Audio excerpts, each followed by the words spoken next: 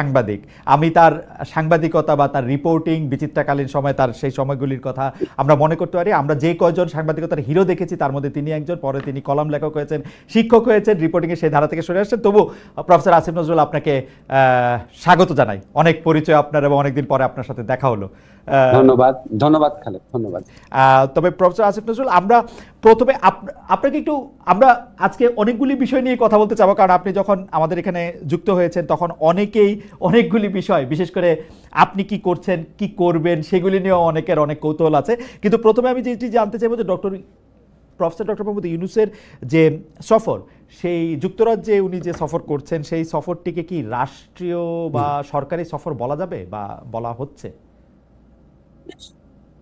দেখেন, আমি এই টেকনিক্যালিটির মধ্যে যাব না, তবে আমি জানি এই সফরের অন্যতম উদ্দেশ্য ছিল যে আপনার ব্রিটেনে আমাদের শেখ হাসিনা গভর্নমেন্টের যে মন্ত্রীরা ছিল, যে পাওয়ারফুল লোকরা ছিল, এমনকি শেখ হাসিনার পরিবারের সদস্যরা, তাদের যে অবৈধ সম্পদ বিত্ত রয়েছে সেটা ফিরিয়ে আনার ব্যাপারে অগ্রগতি একটা লক্ষ্য ছিল। সেখানে আপনার আমাদের বাংলাদেশে ইনভেস্টমেন্টের ব্যাপারে, আপনার ট্রেডের ব্যাপারে একটা অগ্রগতি অর্জনের প্রচেষ্টা ছিল।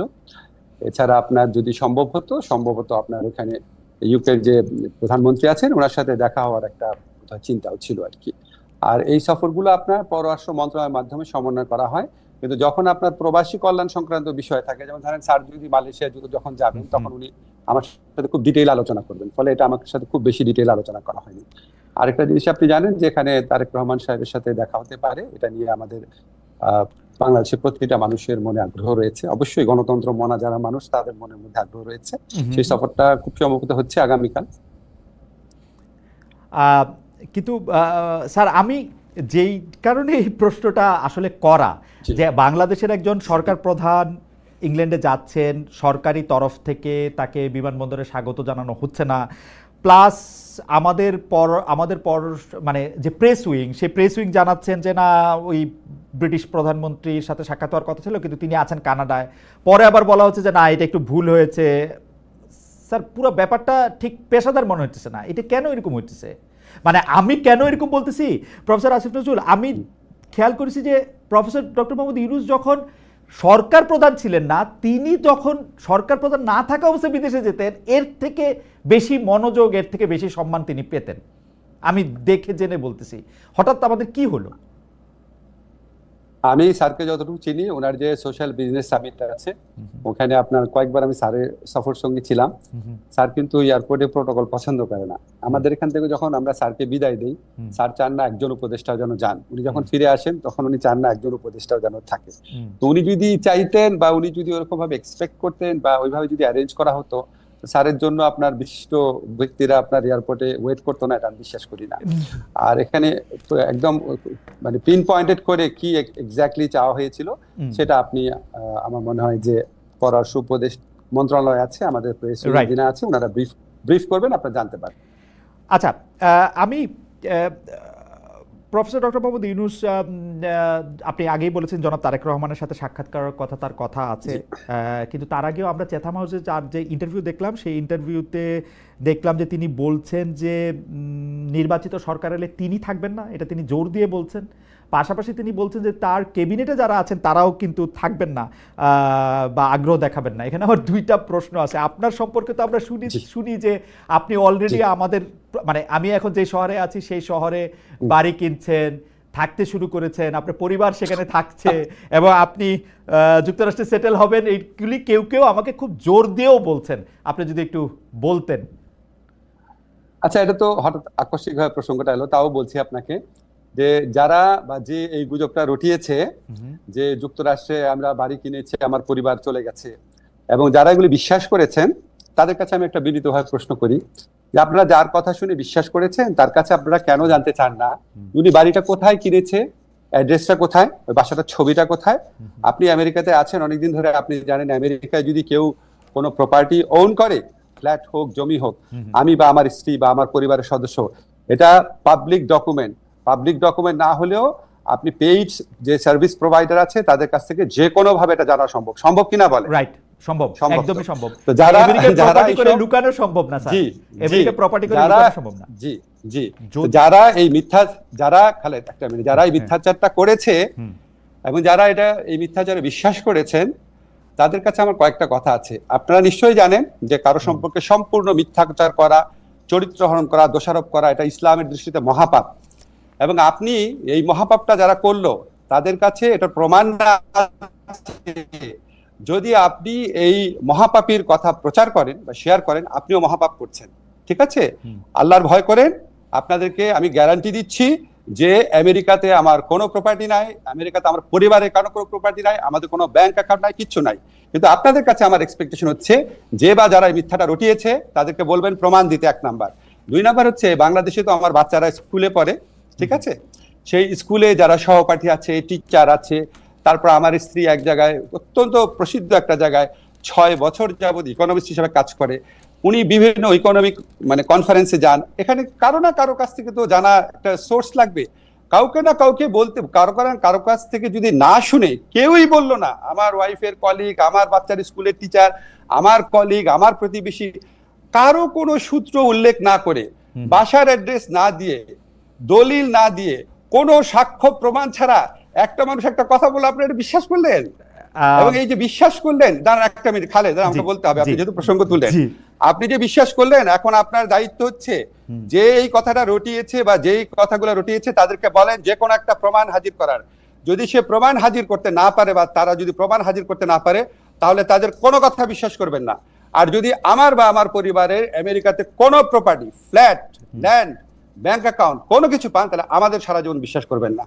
বাংলাদেশে যত অনুসন্ধানী সাংবাদিক আছে, আমেরিকাতে যত অনুসন্ধানী সাংবাদিক আছে, সবার কাছে চ্যালেঞ্জ ছুড়ে দিলাম, এই মিথ্যাবাদী এর পরিচয়, এর মিথ্যাচারের মুখোশ উন্মোচন করেন। কারণ এগুলি করে তারা সরল মনা মানুষ, তাদেরকে বিভ্রান্ত করে, তাদের দুঃখ দেয়। এবং এগুলি আপনার অনেক বেশি হচ্ছে। এই একটা জিনিস প্রমাণ চান, চ্যালেঞ্জ ছুড়ে দিলাম, প্রমাণ চান। প্রফেসর আসিফ নজরুল কিন্তু অনেক বড় একটি চ্যালেঞ্জ ছুড়ে দিয়েছেন এবং এটা খুব সহজেই এটা প্রমাণ করা সম্ভব তিনি যদি আসলে কোনো প্রপার্টি কিনে থাকেন। প্রফেসর আসিফ নজরুল, আসলে আমরা অনেকগুলি বিষয় আজকে কথা বলতে হবে। আপনাকে আমরা পেয়েছি সেজন্য, আবার একটু দেরিও হয়েছে সেজন্য অনেকগুলি বিষয় নিয়ে কথা বলতে হবে। আমি যেহেতু প্রসঙ্গটা উঠলো, অনেকে বলছে যে আপনি সবার আগে বোধহয় আপনি এই কথাটি তুলেছিলেন যে যারা রাষ্ট্রীয় ক্ষমতায় বা দায়িত্বে থাকে তাদের সম্পদের হিসাব দেওয়া উচিত। আপনি কি আপনার সম্পদের হিসাবও দিবেন কিনা, একবার এই কথাগুলি একটু বলে ফেলা। আরেকটি কথা হচ্ছে যে অনেকে বলছেন যে আপনারা এই সরকারের উপদেষ্টারা নাকি খুব ট্রাভেল হ্যাপি, আপনারা অনেক সফর সঙ্গী নিয়ে বিদেশে যান। বিশেষ করে ডক্টর মোহাম্মদ ইউনূসকে বলা হচ্ছে যে 11 বার তিনি বিদেশে গিয়েছেন। আপনার ক্ষেত্রেও এরকম বলা হয় যে আপনি যেহেতু ডক্টর মোহাম্মদ ইউনূসের খুব ঘনিষ্ঠ, সেহেতু আপনিও এইটার জবাব দিবেন কিনা যে আপনি যে যখন বিদেশে যান তখন বিরাট একটা প্রতিনিধি দল নিয়ে সঙ্গে নিয়ে যান কিনা, এবং সম্পদের হিসাবটা আপনি দিবেন কিনা, খুব সংক্ষেপে দুটো বিষয় একটু বলে দিতেন। হ্যাঁ, জি, না আমি আরো বলবো আপনাকে। আমাদের সবার সম্পত্তির হিসাব ক্যাবিনেট ডিভিশনে দেওয়া আছে। আমি মনে করি তাদের এটা অবিলম্বে প্রকাশ করা উচিত। আমরা প্রকাশ করার জন্যই দিয়েছি প্রত্যেক উপদেষ্টা। সেকেন্ড হচ্ছে বিদেশ সফরের ক্ষেত্রে আমার জবাব আমি দিব। আমি যখন জেনেভাতে আইএলওর কনফারেন্সে গিয়েছিলাম, যেখানে স্থানীয় আওয়ামী লীগরা আমাকে অপদস্থ করার চেষ্টা করেছিল, সেখানে আমি একজনও সফর সঙ্গী নেই নাই। আমার সাথে অন্য একজন উপদেষ্টা ছিলেন, উনি নিয়েছিলেন। আমি আমার পিএস, আমার মন্ত্রণালয়ের একটা মানুষকেও নেই নাই। ঠিক আছে?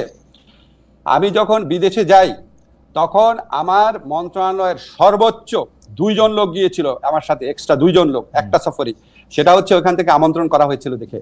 আমি যে সফরগুলোতে গিয়েছিলাম, একটা হচ্ছে আইএলওতে জবাবদিহি করার জন্য বাংলাদেশের জন্য, আর একটা হচ্ছে আবার গিয়েছিলাম হিউম্যান রাইটস কাউন্সিলে বাংলাদেশের পক্ষ থেকে জবাব দেওয়ার জন্য। এটা আমার ম্যান্ডেটরি। আমি সৌদি আরবে গিয়েছিলাম বাংলাদেশের শ্রম বাজার নিয়ে আলোচনা করার জন্য, আর একটা গিয়েছিলাম তাদের কনফারেন্সে, তাদের অতিথি হয়ে, যেখানে 2 জন সৌদি মন্ত্রী সহ আমাকে স্টেজে তারা অনেক সম্মান করিয়ে করেছে। এবং এটা যেটার কারণে বলে রাখি আপনাকে প্রসঙ্গত, সৌদি আরবে 2 বার যাওয়ার কারণে বাংলাদেশের সাথে সৌদি আরবের প্রথম শ্রম বা কর্মসংস্থানের এগ্রিমেন্ট হতে যাচ্ছে, যেটা ইন্ডিয়া পাকিস্তানের সাথেও নাই। আর আমি গিয়েছিলাম মালয়েশিয়াতে, সেখানে আমার সফর সঙ্গী ছিল 1 জন। সরি, সেখানে সফর সঙ্গী ছিল 2 জন। মালয়েশিয়াতে 2 জন, সর্বোচ্চ 2 জন, এবং কোন কোন ক্ষেত্রে আমার কোনো সফর সঙ্গী ছিল না। তার মানে আপনি আগে থেকে বলছেন সেটি আপনি পালন করছেন। আপনি যদি অবশ্যই পরিষ্কার করে বললেন যে এটা আসলে ক্যাবিনেটে দেওয়া আছে এবং এটা পাবলিক করা হবে যে কোনো সময়, রাইট? অবশ্যই। আরেকটা কথা বলি, আরেকটা কথা আমি বলতাম, এখন চট করে মনে করতে পারছি, সেটা হচ্ছে বিদেশি চিকিৎসা নেব না। আমাদের কেউ বিদেশি চিকিৎসা নেয় নাই।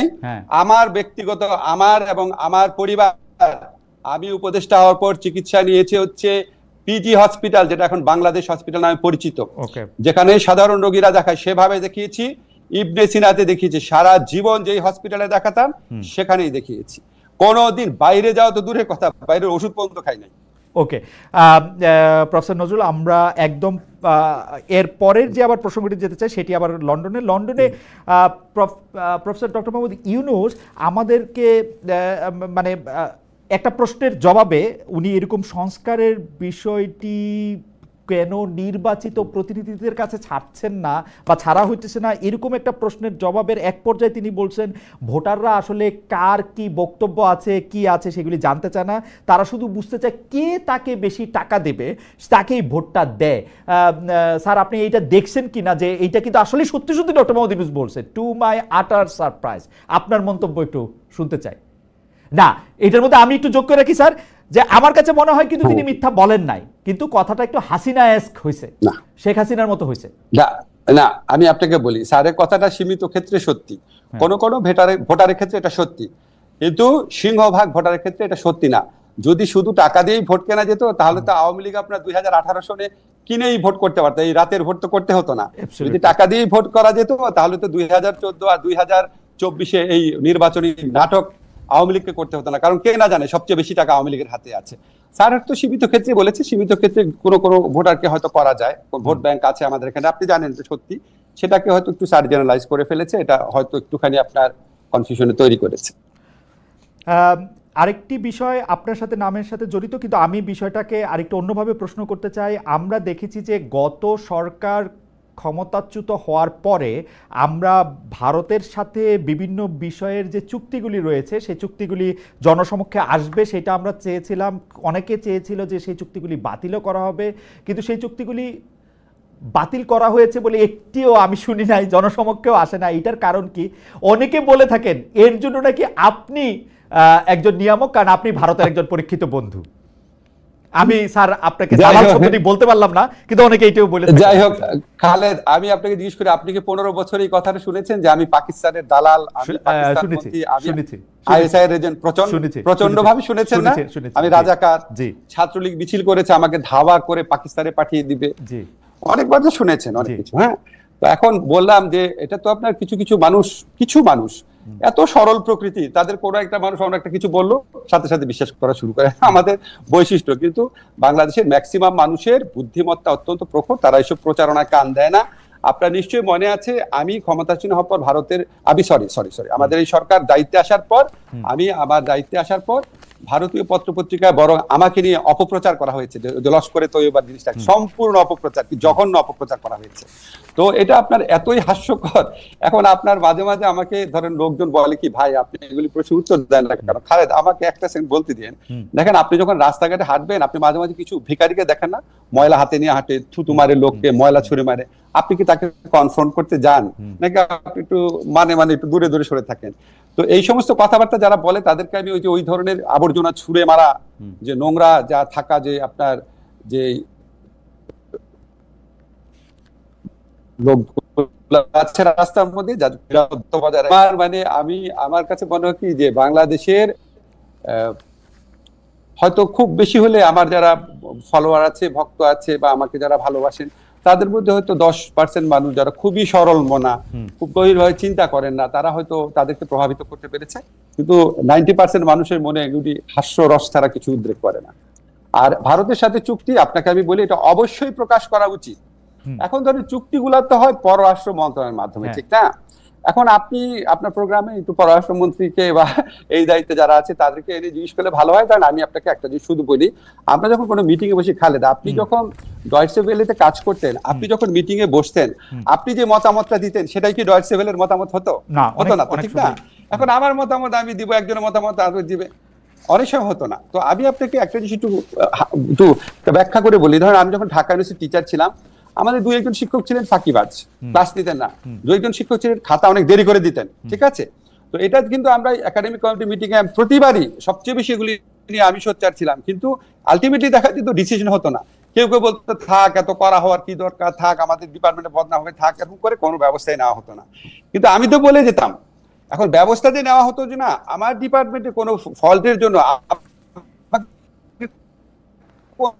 না ছাত্র বলে নাই স্যার ওই যে রাজনীতিতে দোষারোপ আমার উপর আসবে কেন? আপনি সরকারকে দোষ দেন অথবা কনসার্ন মিনিস্ট্রিকে জিজ্ঞেস করেন। আপনাকে কোনো, তবে আমার যেটুকু ধারণা, আমি যেটুকু বিশ্বাস করি, এগুলি প্রকাশ করা না, এগুলি এই চুক্তি প্রকাশ করার সময় এখনো চলে যায় নাই।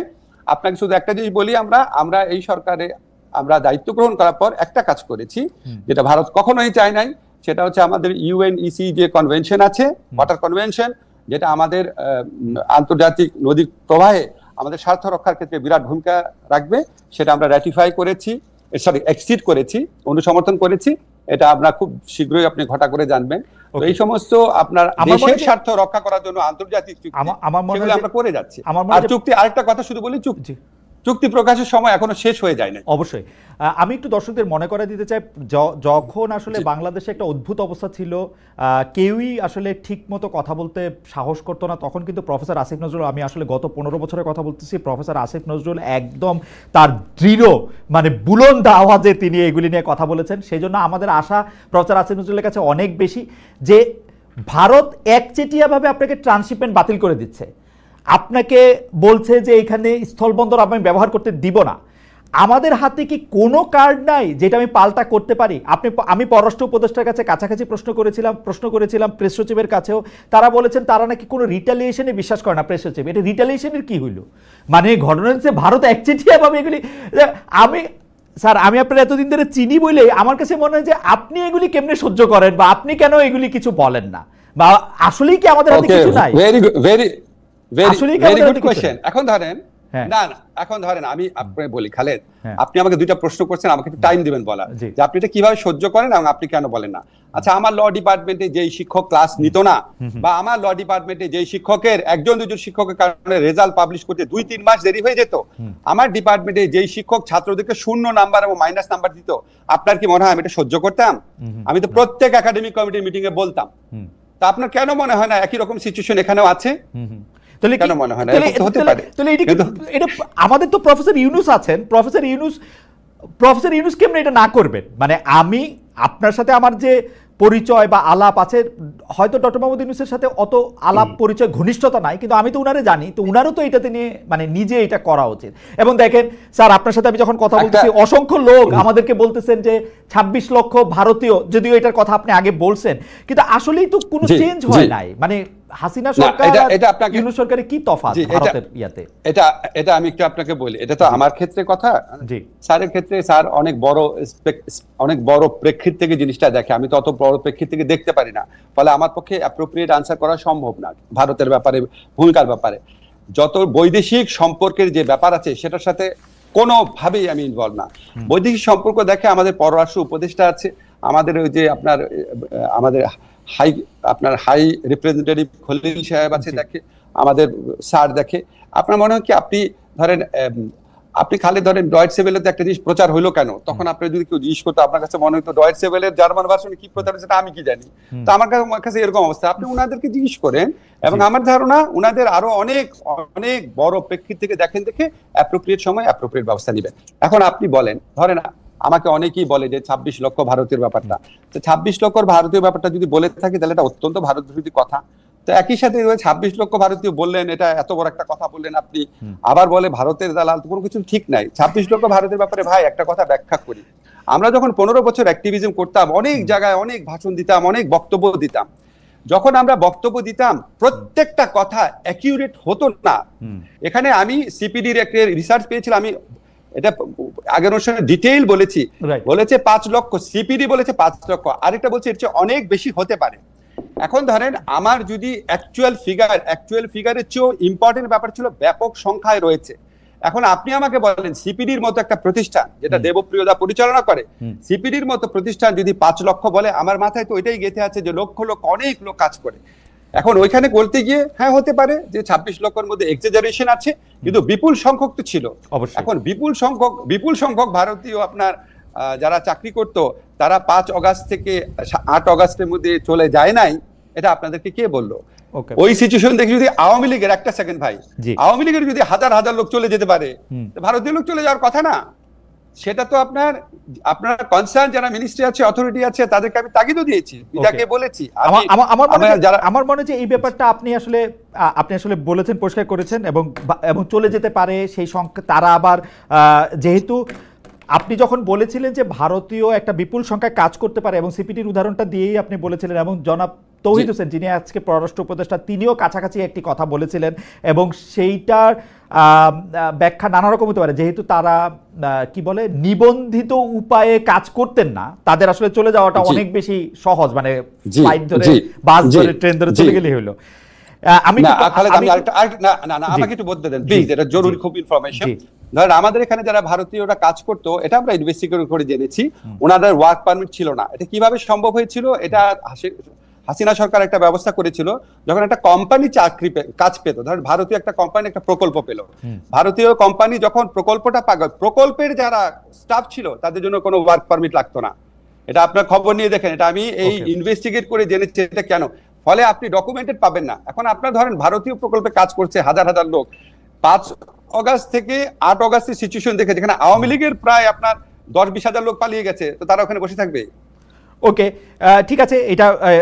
এটা নিয়ে নিশ্চয়ই ভবিষ্যতে যখন আপনারা আরো জানবেন, তখন নিশ্চয়ই আমরা আরো পরিষ্কার একটা ছবি পাবো।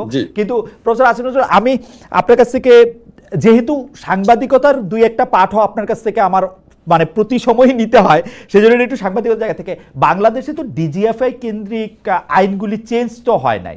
মানে কেন আমি এই প্রশ্নটা করতেছি, ডিজিএফআই, এসবি এগুলি তো সরকার প্রধানের কাছেই আসে, এখনো সেনা প্রধানের কাছে তো না। মানে ডিজিএফআই তো আপনার না, সরকার প্রধানকে রিপোর্ট করে। ডিজিএফআই তো না, সরকার প্রধানকে রিপোর্ট করে, সেনা প্রধানের কাছে রিপোর্ট করে না। রাইট। এখন আপনি ধরেন, আমি আপনাকে একটু বলি, আপনি যেহেতু বলেছেন শুনে, আমাদের যে বিভিন্ন সংস্কার কমিশনের প্রস্তাব ছিল, ওই প্রস্তাবগুলো আমরা ভাগ করে এই কাজটা আমি এবং আরো কয়েকজন মিলে করেছি। যে মিনিস্ট্রির কাজ সেই মিনিস্ট্রিকে দেওয়া হয়ে গেছে।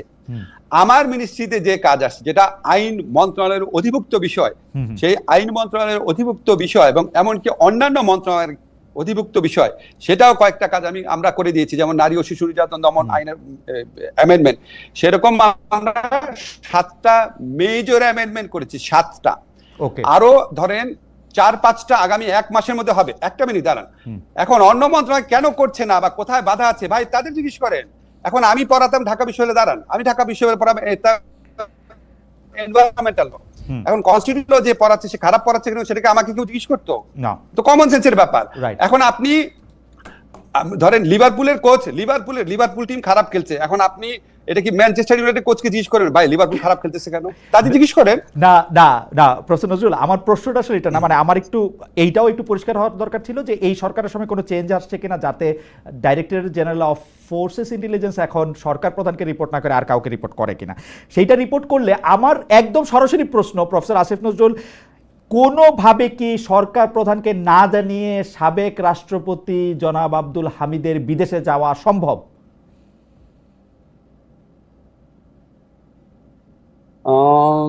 সম্ভব। সরকার প্রধান না জেনে নরমাল, হ্যাঁ সম্ভব। আমি আপনাকে বলি, নরমাল একটা সরকার ব্যবস্থা অনেক ক্লিয়ার চেইন অফ কমান্ড, অনেক কোঅর্ডিনেশন, অনেক প্রেডিক্টেবল ডিফাইন্ড রোল থাকে। আমাদের মতো একটা সরকারে এই জিনিসগুলোর কিছুটা ঘাটতি থাকা স্বাভাবিক, অস্বাভাবিক না। আপনি বিপ্লব উত্তর বা গণ অভ্যুত্থান উত্তর যে কোনো সরকার ব্যবস্থার মধ্যে এটার ছায়া দেখবেন। আপনি দেখবেন বাংলাদেশ স্বাধীন হওয়ার পর যে সরকার গঠিত হয়েছিল, সেখানেও কিন্তু অনেক আক্ষেপ থাকতো। সর্ব ক্ষমতাধর অধিকারী জিনিস, উনি বলতো আমার কম্বলটাকে নিয়ে গেল, মানে উনারও একটা অসহায়ত্ব প্রকাশ পেত। খেয়াল করে দেখেন, এটা একটা নর্মাল পিরিয়ড না, এটা একটা ট্রানজিশনাল পিরিয়ড। ট্রানজিশনাল পিরিয়ডে অনেক কিছু হয় যেটা খুব ব্যাকরণ মতো হয় না। এটা আমার জীবনে একটা অদ্ভুত অভিজ্ঞতা, সত্যি অন্যরকম। এখানে কোনো কিছু ডিফাইন না, এবং প্রতিষ্ঠানগুলা ভেঙে পড়েছিল, প্রতিষ্ঠানগুলার মরাল স্ট্রেংথ ডিস্ট্রয়েড হয়ে গিয়েছিল। এবং আপনি ধরেন, আমি একটু জাস্টিস করে বলি, অন্যান্য মন্ত্রণালয়ের ব্যাপারে, অন্যান্য মন্ত্রণালয় কি কাজ করছে আপনার ওনারাও হয়তো অনেক কাজ করে, হয়তো সংস্কারের ক্ষেত্রে কম কাজ করছে, কিন্তু ডে টু ডে কাজ অনেক বেশি করছে। হয়তো আপনার ডে টু ডে কাজ কম করছে, সংস্কার বেশি করছে। তা আপনারা যখন একটা প্রোগ্রাম করবেন, আপনারা সিরিজ করেন, আমি আপনাদের একটা আইডিয়া দিই। ধরেন আমাদের সরকারের তো 50% সময় পার হয়ে গেছে, আপনি এটা 10 মিনিটের প্রোগ্রাম করেন, প্রত্যেকটা মন্ত্রীকে জিজ্ঞেস করেন যে ভাই আপনি এই যে 10 মাস হলো 50% সময় চলে গেছে, আপনারা কি করেছেন?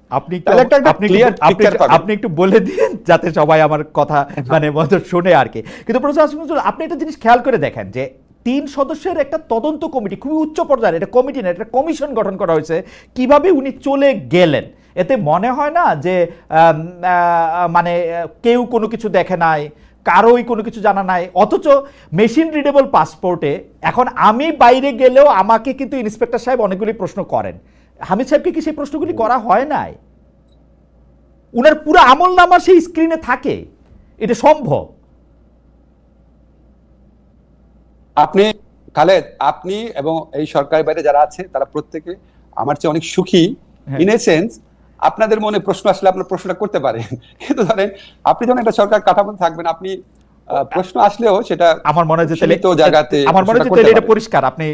আপনি যেহেতু তাহলে আমি আপনার বিষয়ে প্রশ্নটা একটু করি। প্রফেসর আসিফ নজরুল, ইশাক হোসেন মেয়র পদে নিয়োগ পাবেন কি পাবেন না সেটা নিয়ে একটা জটিলতার পর্যায়ে আমাদেরকে স্থানীয় সরকার বিষয়ক যিনি উপদেষ্টা আছেন আসিফ মাহমুদ সজীব ভুঁইয়া, তিনি আমাদেরকে জানালেন যে এটা আমরা আইন মন্ত্রণালয়ের মতামত দিয়ে জানতে চেয়েছি, আইন উপদেষ্টা বাইরে আছেন, সেই জন্য আমরা কিছু জানাতে পারছি না বা সেটা হচ্ছে না। এই করতে করতে তারিখ পেরিয়ে গেল, এক ধরনের জটিলতা তৈরি হলো। কিন্তু আমাদেরকে কেউ কেউ বলছেন ইশাক সাহেবকে যে মেয়র পদে বসতে দেয়া হবে না, এটা নাকি আপনি এপ্রিলের মাঝামাঝি সময়, মানে যখন নির্বাচন কমিশনের সিদ্ধান্ত দিয়েছে তখনই নাকি আপনি ঠিক করেছেন যে এটা তাকে বসতে দেওয়া হবে না, এবং পুরো প্লটটা আপনার করা, এবং আপনি বিদেশে চলে যাবেন যাতে আপনি জবাবটা না দিতে হয়। প্লটটা কি আমি বিএনপির বিপক্ষে করেছিলাম?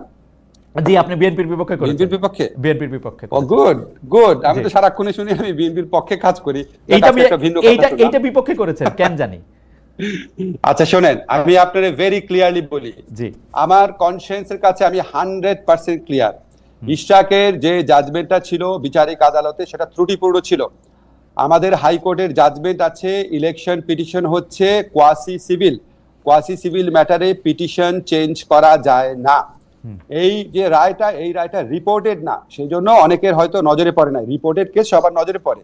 এখন বিচারিক আদালত যখন এই রায়টা দিয়েছে, রায়টা ত্রুটিপূর্ণ ছিল, কারণ ইশাক সাহেব উনি প্লেন চেঞ্জ করেছিলেন।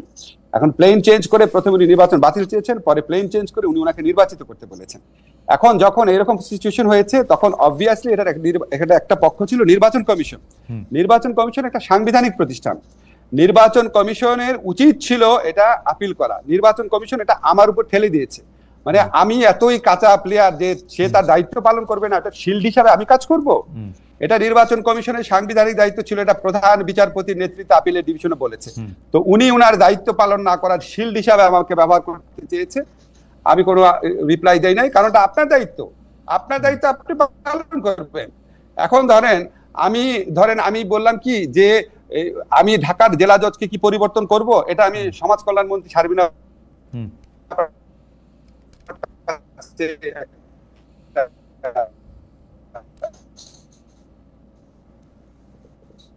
মতামত ছিল।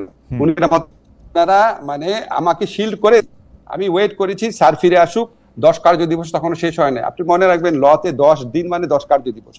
স্যার যেদিন আসবে স্যারের সাথে একটু কথা বলবো, পরামর্শ করবো এই সমস্ত ব্যাপারে। যেদিন আসবে স্যার ঠিক তার আগের দিন ওনারা আপনার গেজেট নোটিফিকেশন করে ফেলেছে। কোন রকম বদ মতলব বাজে মতলব আমার নাই। আমি আপনাকে বলে রাখি, বাংলাদেশে কোনো মানুষ বিশ্বাস করবে না যে আমি বিএনপির শত্রু। আমি মনে করি ইশাক যে জাজমেন্টটা আসছে এটা ইশাকের দোষ না। জাজমেন্টটা আসছে এটা আমাদের ফ্লজ একটা জাজমেন্ট ছিল। এখানে ইলেকশন কমিশন যদি প্রপারলি আপিল করতো, আপিলের ডিভিশন যেহেতু হাইকোর্টেরই রায়, নিশ্চয়ই হাইকোর্টের নজরে আসতো, তখন আপনার এই কেওটিক অবস্থাটা তৈরি হতো না। এই কেওটিক অবস্থাটা তৈরি হয়েছে যদি নির্বাচন কমিশন আপনার সাথে সাথে আপিল করতো। আপনি তো জানেন সরকার, আপনি সাংবাদিক, সরকারি যে কোনো নির্বাচনে মানে মামলায় হারলেই আপিল করে, ঠিক আছে, নর্মালি আপিল করে। আপিল করলে এই সিচুয়েশনটা হতো না। এখানে কোন রকম বদমতলব, কোনো পক্ষপাতিত্ব কিছু নাই। আমি অ্যাকর্ডিং টু ল সেটা আমি করতে চেয়েছি। দুইটা মানে আমি আমি আমি আমি আইনের ওই জায়গায় যেতে চাই না, কারণ দুই রকম ভাবেই এটার ব্যাখ্যা দেওয়া হয়েছে। কেউ একজন বলছেন যে নির্বাচন কমিশনটাই তো আলাদা, সুতরাং নির্বাচন কমিশন তো এই রায়ে খুশি।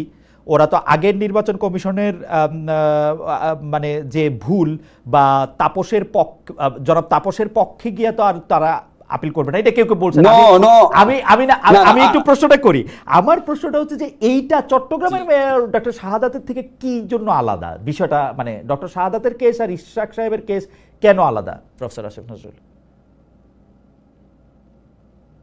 আমি বলি, ইশরাক প্রথম যেটা চেয়েছিল সেটা হচ্ছে নির্বাচনের ফলাফল বাতিল করা। তো ফলাফল বাতিল করলে এটা তাপসের পক্ষে যেত কিভাবে? এটা তো অ্যাবসার্ড কথা। সেকেন্ড কথাটা হচ্ছে শাহাদত সাহেবের সেটাই আমাদের ভুল ছিল সরকারের। তখন আমাদের স্থানীয় সরকার মন্ত্রী ছিলেন প্রয়াত হাসান আরিফ। উনি এটা উনি আমাদের এখানে আমরা তখন মাত্র দায়িত্বে এসেছি, আমরা খুব বেশি কনসালটেশন হওয়ার আগে উনি প্রধানত নিজের উদ্যোগে শপথ পড়িয়ে দিয়েছেন। আর শাহাদত সাহেবের যেটা ছিল, আমি শাহাদত সাহেবের কেসটা দেখি নাই, সম্ভবত উনি প্লেন চেঞ্জ করেন নাই, ওইটা আমাদের একটা মিস্টেক ছিল। এখন ধরেন একটা মিস্টেক হয়ে গেছে, সেই মিস্টেকটার কারণে আমার নজরে যখন আসছে, যখন আমার কাছে মতামত চাওয়া হয়েছে এবং যখন এটা নিয়ে লেখালেখি হচ্ছে, যখন এই জিনিসটা ক্লিয়ার হয়েছে এবং যখন এটা নিয়ে এত বেশি শোরগোল হচ্ছে, আমি অ্যাটর্নি জেনারেল অফিসের মাধ্যমে, আমি আমার যারা কনসার্ন লিগ্যাল অ্যাডভাইস করেন, যারা আমার ল মিনিস্ট্রির মাধ্যমে, আমি তখন 100% কনভিন্সড হয়েছি যে না, প্লেন চেঞ্জ করা যায় না। এবং ইলেকশন কমিশন যখন আমার কাছে জানতে চেয়েছে, তখন তো আমাকে আরো ভালো করে দেখতে হয়েছে। ওই সময় তো ইলেকশন কমিশন আমার কাছে জানতে চায় নাই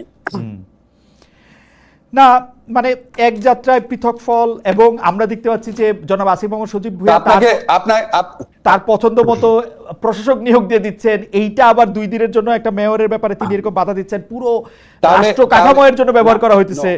এটা একটু আমি একটু আপনাকে বলি, জি, আমি যদি আপনাকে এভাবে বলি, হাসান আরিফ স্যার যে ভুলটা করেছেন যে কোনো কারণে, আসিফ সেই ভুলটা করতে চায় নাই, এটাও তো এইভাবে ইন্টারপ্রেট করা যেতে পারে। আর সমস্যাটা দেখেন আপনাকে আমি বলি, যখন ইশরাকের এই প্রোগ্রামগুলো চলছে, তাকে মেয়র ঘোষণা করতেই হবে। এবং শোনা যাচ্ছে যে আমরা তাকে, যখন ইলেকশন কমিশন তাকে আপনার গেজেট নোটিফিকেশন করে দিল, তখন আমার অফিসে একদিন নুরুল হক নূর এসেছিল। নূর আমাকে বলতেছে, নাম ধরে ধরে বলতেছি, যে আমাদের একটা ইসলামিক রাজনৈতিক দল, তারা 6000 লোকের লিস্ট করেছে, কাউন্সিলর এরকম সহ, এবং তারা নূরকে বলছে, স্যার এরা তো বলছে যে বিএনপি দিয়ে দিচ্ছে, আমাদেরও দিয়ে দিবে। সারা দেশে যত কাউন্সিলর আছে, ইউনিয়ন পরিষদ মেম্বার আছে, কমিশনার আছে, সবাই মিলে তখন পাগল হয়ে গেছে আপনার, যে সবাই ইলেকটেড ঘোষণা করতে হবে।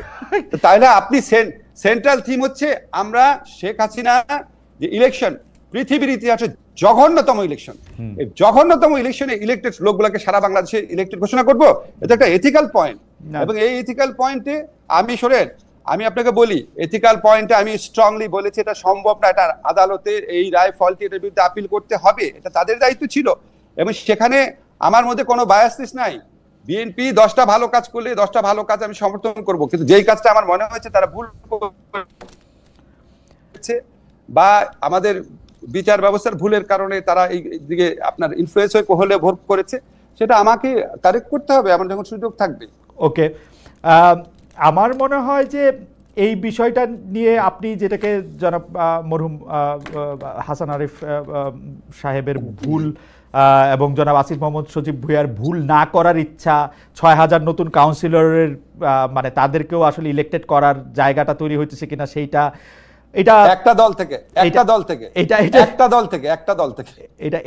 এটা নিশ্চয়ই দর্শকরা, আমরা নিশ্চয়ই দেখবো এটার মধ্যে আর কি হয়। কিন্তু আমি আপনাকে আরেকটা প্রসঙ্গে যেতে চাই প্রফেসর আসিফ নজরুল, সেটা হচ্ছে দেখেন খালেদ,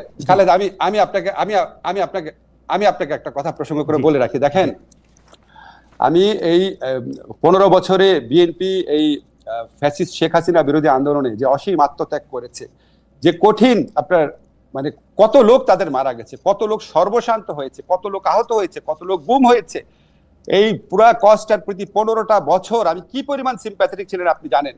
আমি যখন বেগম খালেদা জিয়া যখন ওনাকে বাইরে পাঠাচ্ছে না, বিবৃতি দেখেছি, বাংলাদেশের প্রতিনিধিত আসা অনেক মানুষ আমার সাথে যে খারাপ ব্যবহার করেছে আপনি বিশ্বাস করতে পারবেন না। প্রসঙ্গ করে বলে রাখি, ডক্টর ইউনূসের পক্ষেও যখন বিবৃতি নিতে গেছি, আমাকে এই সমস্ত বহু কিছুর মধ্যে যেতে হয়েছে, সবকিছু তো ইমেইলে আছে। আমি যখন আরো 10-15 বছর পর জীবনে লিখবো, আপনারা অবাক হয়ে যাবেন। তা আমি যে এই দলটার প্রতি এত সিম্প্যাথেটিক মানে কি, আমি ওনাদেরও তো ভুল হওয়া সম্ভব, ওনারা 10টা কাজ ভুল করে একটা তো ভুল হতে পারে, যে ভুলটা আমি বলবো না। তো আমি তো ভাই না সেটা মনে আমার ঈমান থেকে আমি বলেছি বিএনপির এই সিদ্ধান্তটা ভুল ছিল। সেটা দুই পক্ষেই আছে প্রফেসর আসিফ নজরুল। আমার মনে আছে যে আমি বন শহরে থাকতাম, প্রফেসর ইউনূস ভিসবাদেন বলে একটি শহরে বেড়াতে এসেছিলেন, তিনি আমাকে খুব আদর করে চা কফি খাইয়ে দুটি লাইন তার সাথে কথা বলে, মানে সামনে ক্যামেরার সামনে কথা বলে, ক্যামেরার আড়ালে অনেকক্ষণ কথা বলে। দেশের আসার পরও তিনি অনেক কথা বলেছিলেন আমার সঙ্গে, কিন্তু এখন আর তিনি আমার সঙ্গে কথা বলতে চান না। আসলে ব্যাপারটা এরকম যে আমরাও আসলে দূরে সরে গেছি বা শত্রুতে পরিণত হয়েছি।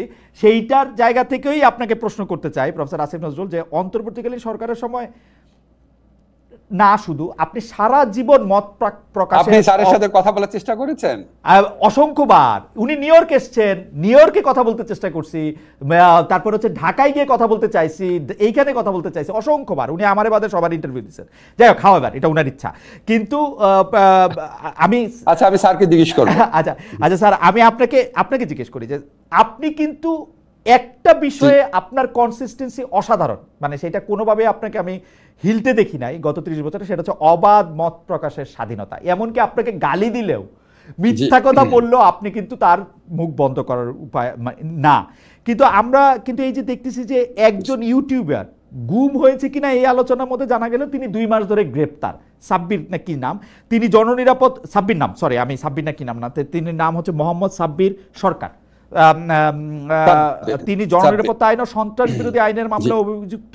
বিগত আমলে প্রণীত এইসব আইন দিয়ে একটা ইউটিউবারে প্রফেসর নজরুল, মানে আমার আর কিছু বলার নাই। মানে আপনি, মানে আমার খালি মনে হয় যে আপনি কিভাবে এগুলি মানে সহ্য করেন, বা মানে এটা কেমনে এটা সম্ভব আপনারা থাকতে।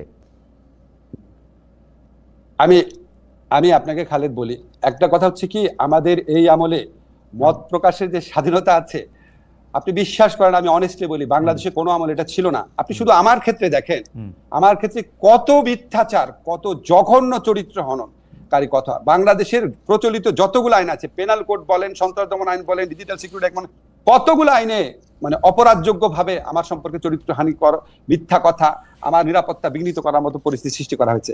এর জন্য কি কেউ মামলা করেছে?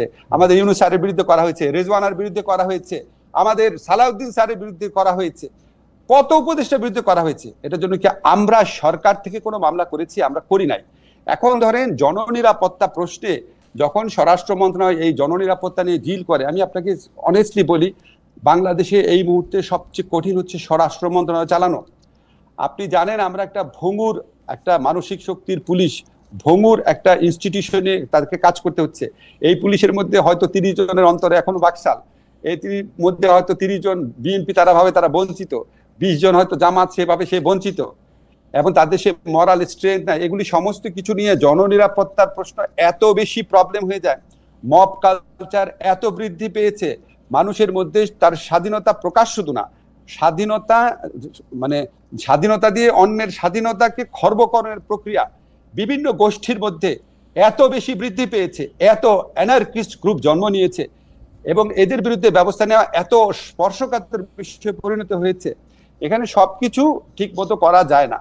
আর আপনি যেটা বলছেন আমার আত্মদহনের প্রশ্ন, যখন আপনি সরকারে থাকবেন তখন আপনার আত্মদহন প্রকাশ করতে হবে আপনার কলিগদের মধ্যে, আপনি তো তখন পাবলিকলি করতে পারবেন না।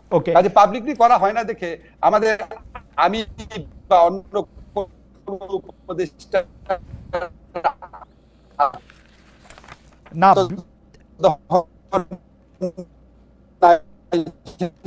ভাববেন না। আমি আমি আমি এই প্রসঙ্গে আমার মন্তব্যটা করার আগে আমি একটু মানে একটু জরিপের করছিলাম, সেটার মধ্যে জানতে চেয়েছিলাম দর্শকদের কাছে যে লন্ডনে প্রধান উপদেষ্টা, জি জি শোনা যাচ্ছে, আমরা শুনতে পাচ্ছি আপনাকে, আপনি কি আমাদের শুনতে পাচ্ছেন প্রশ্ন?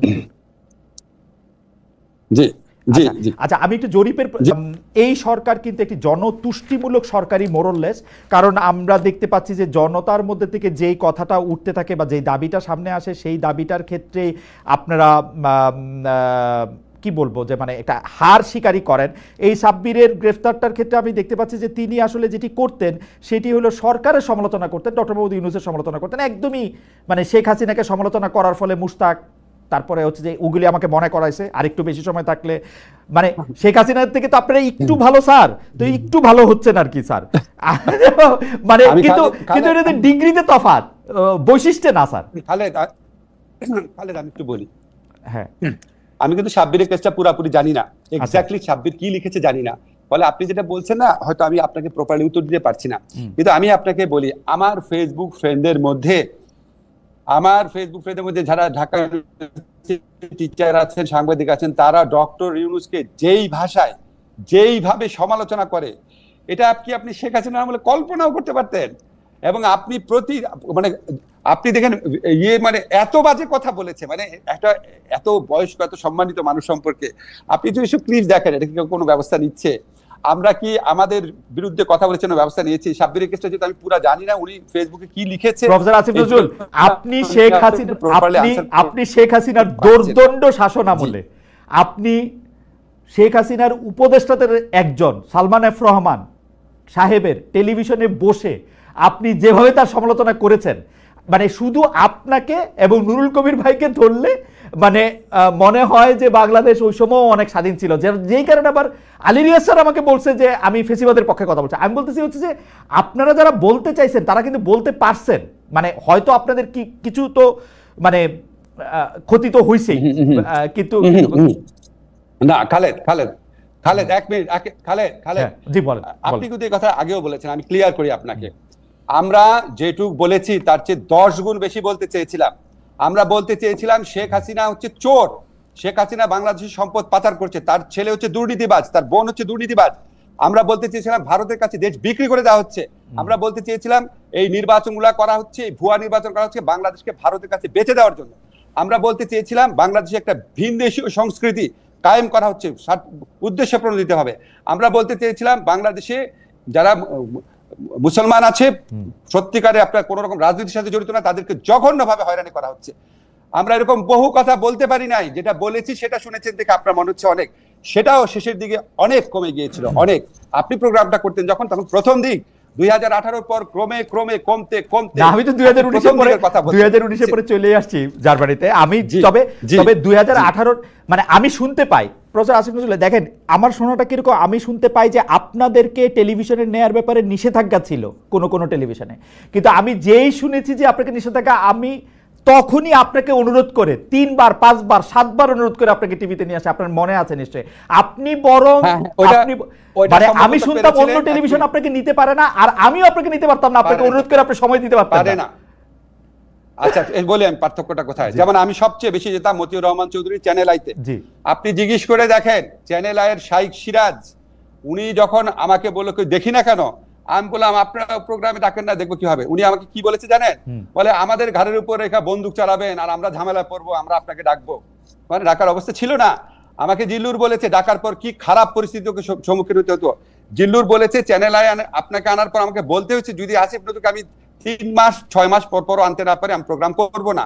আমি প্রোগ্রাম করতাম বাংলা ভিশনে সবচেয়ে বেশি। খেয়াল করেন আপনি, একদিনও বাংলা ভিশনে আমাকে নিতে পারে নাই, ভয়ে কাঁপতো তারা। সেখানকার লোকজন বলতো ভাই বাংলা ভিশনে পারবো না। আপনি পেরেছিলেন, মোজাম্মেল বাবু চাইলে মোজাম্মেল বাবু পারতো, অনেকবার বলেছিল যায়নি, কারণ আপনাদের যে টিভি চ্যানেল ছিল তার মালিক ছিল সরকারের অত্যন্ত ক্ষমতাশীল ব্যক্তি, শুধুমাত্র এই কারণে পেরেছিলেন। এটা হচ্ছে আমার ধারণা। আপনি এত সরকার বিরোধী একটা ভয়, সরকারের ক্ষমতাশালী ব্যক্তিরা তো আরো বেশি চাপ সৃষ্টি করার দরকার ছিল। আমাকে যাই হোক, আমি আর পুরোনো প্রসঙ্গে যাইতে চাই না, কিন্তু তারা শিল, কিন্তু আপনারা আপনি স্বাধীনভাবে প্রোগ্রাম করতেন। আমার মনে আছে আসিফ ভাই, সরি আমার মনে আছে আপনি আমার প্রোগ্রামে এসে বলছিলেন প্রধানমন্ত্রী এই কাজটা করছে গাধার মতো, যখন তার না মানে seriously I am telling you, আপনি ইন্ডিপেন্ডেন্ট টেলিভিশনে পয়সা আপনি বলছিলেন যে এটা বলছে গাধার মতো। এক্স্যাক্টলি আমি এক্স্যাক্টলি এইভাবে বলি না, আমি একদম গাধা ছাড়া তো কেউ এরকম করবে। আচ্ছা যাই হোক, মনে আছে আপনি বলার। যাই হোক, এবার আমি এইটার মধ্যে থেকে আসি যে আপনারা খুব পপুলিস্ট সিদ্ধান্ত নিতেছেন কিনা, যে পপুলিস্ট সিদ্ধান্তের মধ্যে মানে জনগণ যে চাইতেছে সেইটাই আপনারা আসলে করতেছেন কিনা। যেমন দেখেন প্রফেসর আসিফ নজরুল, আসলে প্রফেসর ইউনূসের কাছে থাকলে এগুলি প্রশ্ন প্রফেসর ইউনূসকে বলা উচিত। আমার মনে হয়েছে যে প্রফেসর ইউনূস আমাদেরকে মিথ্যাবাদী বলছে, যদিও মিথ্যাটা বলছে আপনার সরকার, আপনারা এই করিডোর নিয়েই বলি, করিডোরের ব্যাপারে আমরা কোনো প্রশ্ন করি নাই যতক্ষণ পর্যন্ত পররাষ্ট্র উপদেষ্টা না বলছে যে আমরা এখানে একটা করিডোর দিতে যাচ্ছি। তেনায়া পেঁচায়া হাই রিপ্রেজেন্টেটিভ বলছে যে এইখানের মধ্যে একটা ত্রাণ করিডোর হচ্ছে, মানবিক করিডোর না। ডক্টর মোহাম্মদ ইউনূস কি বললেন? যারা এগুলি বলতেছে শুধু মিথ্যা কথা বলতেছে, জাতির উদ্দেশ্যে ভাষণ। আমিও তো বলছি আমি মিথ্যাবাদী, কারণ এই কথা আমি কারে গিয়ে বলবো? আমিও তো বলছি, এটা উনারা বলছেন এবং উনারা এটা নিয়ে কথাও চালাইছেন। এটা কেমনে হলো? স্যার কিছু বক্তব্য সম্পর্কে বলেছেন মিথ্যাবাদী, একটু জেনারেলাইজ হয়ে গেছে, কিন্তু স্যার কিছু বক্তব্য, কিছু মিথ্যা কথা তো বলা হয়েছে খালেদ, কিছু মিথ্যা কথা বলা হয়েছে, কিছু কথা ছিল কারেক্ট। এবং স্যার যে কথাগুলো মিথ্যা ছিল হয়তো সেটা উদ্দেশ্য করে বলেছেন। আমি আপনাকে বলি, আমি তো সরকারের স্পোকসম্যান না। হ্যাঁ, এখন ধরেন আমি আমার ব্যাপারগুলো যেটা থাকে, আপনি আমাকে জিজ্ঞেস করতে পারেন যে ধরেন আমি আপনাকে বুঝায় বলি। আমার একটা কথা দেখি আমাকে প্রায় লোকজন বলে বা বলার চেষ্টা করে, আমাকে আমার তো আপনার ফেসবুকে কমেন্ট পড়ার সময় হয় না, আমাকে হোয়াটসঅ্যাপে আমার বন্ধুরা কেউ কেউ পাঠায়, বলে যে এরকম আপনি আগে বলতেন আপনি নাকি দায়িত্ব পেলে সারাদিন কাজ করবেন, ইত্যাদি। ভাই আমি সারাদিন আপনি তো দেখছেন খালেদ না ভাই, আমি সারাদিনই কাজ করি। আপনাদেরকে অনেস্টলি বলি, আমি সরকারের দায়িত্বে আসার আগে 4-5 ঘন্টার বেশি কাজ করতাম না।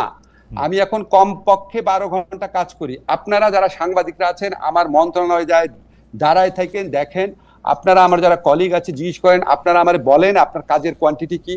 আমি আপনাদেরকে চ্যালেঞ্জ করে বলছি, আমি 10 মাসে আইন মন্ত্রণালয়ে যে কাজ করেছি, বাংলাদেশে কোনো আইনমন্ত্রী 10 মাসে এত কাজ করে নাই।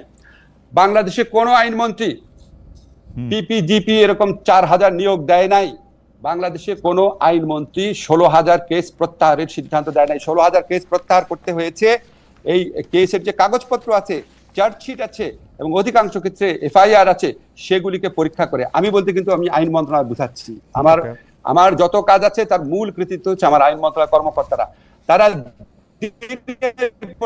শুক্রবার অফিস করেছে, তারা শনিবার অফিস করেছে, তারা বিয়ন্ড দ্য অফিস আর 7টা 8টা 9টা পর্যন্ত কাজ করেছে, করে এই কাজগুলা করেছে। আমাদের একটা মন্ত্রণালয়ের উদ্যোগ আন্তর্জাতিক অপরাধ আদালত পুনর্গঠন সপ্তাহে আমি এবং পূর্তমন্ত্রী সেখানে কাজের অগ্রগতি দেখতে গিয়েছি। আমরা আপনার সংস্কারের প্রসঙ্গে মেজর যে কোঅর্ডিনেশন, ইমিডিয়েটলি ইমপ্লিমেন্টেবল সংস্কার ভাগ করে করে বিভিন্ন মন্ত্রণালয়কে দিয়েছি। আমরা সংস্কার কাজ, সবচেয়ে বেশি সংস্কার কাজ করেছি। আমরা অন্য মন্ত্রণালয়কে যতভাবে পারা যায় আমাদের ওপিনিয়ন দিয়ে হোক, অ্যাডভাইস দিয়ে হোক, আমাদের কমেন্ট দিয়ে হোক সাহায্য করেছি। প্রত্যেক দিন রুটিন কাজ, আমার অফিসে একদিন আইসেন, এইরকম ফাইল জমে থাকে, সেই ফাইলগুলো ক্লিয়ার করতে হয়। এগুলির বাইরে এগুলি কাজ, রুটিন কাজের বাইরে। খালেদ আমাকে একটু বলতে দিবেন, আমি রুটিন কাজের বাইরে কি কি কাজ করেছি সেটা বললাম। আরেকটা কথা বলি আপনাকে, এই যে কাজ সকাল থেকে রাত পর্যন্ত, এই যে এইখানে এই অফিসে এই রুমের মধ্যে আমার বিল্ডিং অফিসে বসে মাঝে মাঝে 2টা বাজে কাজ করি। আমি আমাদের যে প্রবাসী কল্যাণের যে একজন কর্মকর্তা আছে, উনাকে ঈদের দিন আমার খেয়াল নাই, আমি কাজ করছিলাম সৌদি আরব, যে আমাদেরকে ড্রাফট এগ্রিমেন্টটা পাঠিয়েছে, সেই এগ্রিমেন্টের ভিত্তিতে আমাদের প্রপোজালটা সেটা আমি নিজে করছিলাম, নিজে করে আমাদের একজন কর্মকর্তাকে পাঠিয়েছি। উনি আমাকে অবাক হয়ে ফোন করছে, বলে স্যার আজকে না ঈদ, আপনি কাজ করতেছেন? আমি অবাক হয়ে বললাম, ঈদ হচ্ছে কি হয়েছে? আমার তো সময় নাই, আমার বন্ধের মধ্যে কাজগুলো আগায় রাখতে হবে। এবং আমার কাছে দুঃখ লাগে কি, যে আমি কি ভাই আপনারে ভিডিও করে দেখাবো সকাল থেকে রাত পর্যন্ত কি কাজ করতেছি? আপনার খবর নেন না, আপনার কাজের কোয়ান্টিটি দেখেন না। আমি তো আপনার বললাম, এই যে চ্যালেঞ্জ করলাম না, 10 মাসে এর চেয়ে বেশি কাজ কে করতে পারে? Humanly possible? খালি আপনাকে কোয়ান্টিটি ওয়াইজ বলি, আমি প্রতিদিন এভারেজে 12 ঘন্টা কাজ করি, এখানে আমি 4-5 ঘন্টা কাজ করতাম। এবং আমি আপনাকে বলি, প্রথম একটা কথা বলি, প্রথম 2 মাস 3 মাস আমি 16 ঘন্টা কাজ করতাম। প্রথম 1 মাস আমি এভারেজে 3 ঘন্টা ঘুমাতাম। আমি জীবনে কোনোদিন, আমি একমাত্র পিএইচডি করার সময় লাস্ট যখন এডিট করছিলাম, ওই লাস্ট 3 মাস এতটুকু কষ্ট করেছি, জীবনে আমি এত কষ্ট করি নাই। আমি প্রফেসর আসিফ নজরুল, আসলে আমাদের একটু সময়, আজকে আমাদেরকে একটু যদি বেশি সময় দেন, আমাদের একটু দেরিও হয়ে গেছে শুরু করতে, কারণ অনেকগুলি বিষয় আসলে অনেক দর্শক শুনতেও চাইছেন। প্রফেসর আসিফ নজরুল, আপনি জানেন যে আমরা একটু আইনের প্রসঙ্গে আপনার একটু দৃষ্টি আকর্ষণ করি, যে গত ফেব্রুয়ারি মাসে আপনি একটি বক্তব্য দিয়েছিলেন, যেখানে আপনি বলেছিলেন যে হুটহাট কাউকে জামিন দেবেন না। আমি আপনাকে কোট করছি, যিনি জামিনের যোগ্য তাকে বঞ্চিত করবেন না। অনেকেই বলছেন আইন উপদেষ্টার চেয়ারে থেকে আপনি যখন এটি বলছেন, তখন সেটা বিচার বিভাগের, শাসন বিভাগের হস্তক্ষেপের ইঙ্গিত হিসাবে এটিকে দেখতে হবে। শোনেন, আমি 2টা কথা যদি আপনি একসাথে দেখেন, তাহলে হস্তক্ষেপের ইঙ্গিত হবে না। আপনি একটা জিনিস মনে রাখতে হবে, যে আমাদের এখানে বিচার বিভাগও তারা প্রচন্ড আত্মবিশ্বাসহীনতায় ভুগছিল, কারণ শেখ হাসিনার আমলে তাদেরকে দাসত্বের মধ্যে দিয়ে কাজ করতে হয়েছে। তারা কি ডিসিশন নিবে, কি ডিসিশন নিবে না, প্রত্যেকটা জিনিস আইন মন্ত্রণালয়ের কাছে তাদেরকে মুখ বলতে হতো, মুখ চেয়ে থাকতে হতো। এগুলো আপনি জানেন, এগুলো বানানো কথা না। আমি পলিটিক্যাল কেসের কথা বলছি, নর্মাল কেসের না। এখন ধরেন তাদের তো, আমি তো আর ফোন করি না তাদের, আমি তো ডিরেকশন দেই না। জেনারেল যে রুলটা আইনের ক্ষেত্রে, জেনারেল যে রুলটা, সেটাই তো আমি বলেছি। আপনি হুটহাট করে জামিন দিবেন না, আবার যারা ডিজার্ভ করে তাদেরকে বঞ্চিত করবেন না। কারণ আগের আমলে হুটহাট করেই জামিন দেওয়া হতো আওয়ামী লীগের লোকদের, আর যারা পাওয়ার কথা তাদেরকে বঞ্চিত করা হতো বিএনপির লোকদের বা জামাতের লোকদের বা আপনার হেফাজত ইসলামের লোকদের। সেই জন্য আমি কার্ডিনাল প্রিন্সিপালটা বলেছি, কার্ডিনাল প্রিন্সিপালটা আমি ওপেনলি বলেছি। আমি যদি হস্তক্ষেপই করতে চাবো, আমি কি গাধা? আমি কি ওপেনলি বলবো? তাহলে আমি ফোন করে বলবো যে এটা করো। দুইটা বিষয় প্রফেসর আসিফ নজরুল, আপনি আইনের শিক্ষক হওয়ার কারণে জুডিশিয়ারিতে যারা আছে তাদের অনেকেই আপনার ছাত্র, এমনকি উচ্চ আদালতেও আপনার ছাত্রদের মধ্যে অনেকে রয়েছেন। কিন্তু আপনি যখন আইন উপদেষ্টা, মানে সরকারের নির্বাহী বিভাগের চেয়ারে বসে যখন এই কথা বলেন, তখন যারা জুডিশিয়ার মানে যারা চালান তাদের ক্ষেত্রে এটা মনে হইতে পারে কিনা যে স্যার আমাদেরকে ধমক দিচ্ছেন, যেই ধমকটা আসলে আপনার দেওয়ার কথা না? যে ধমকটা তো খুব ভালো ধমক। হুটহাট করে জামিন দিবেন না, মানে যেটা জামিন পাওয়ার যোগ্য না সেটা দিবেন না, আর যেটা জামিন পাওয়ার যোগ্য সেটা দিবেন। এটা ধমক কোথায় হলো? এটা সৎ উপদেশ। আমি তো বলেছি যে জামিন পাওয়ার যোগ্য মানে বঞ্চিত করবেন না।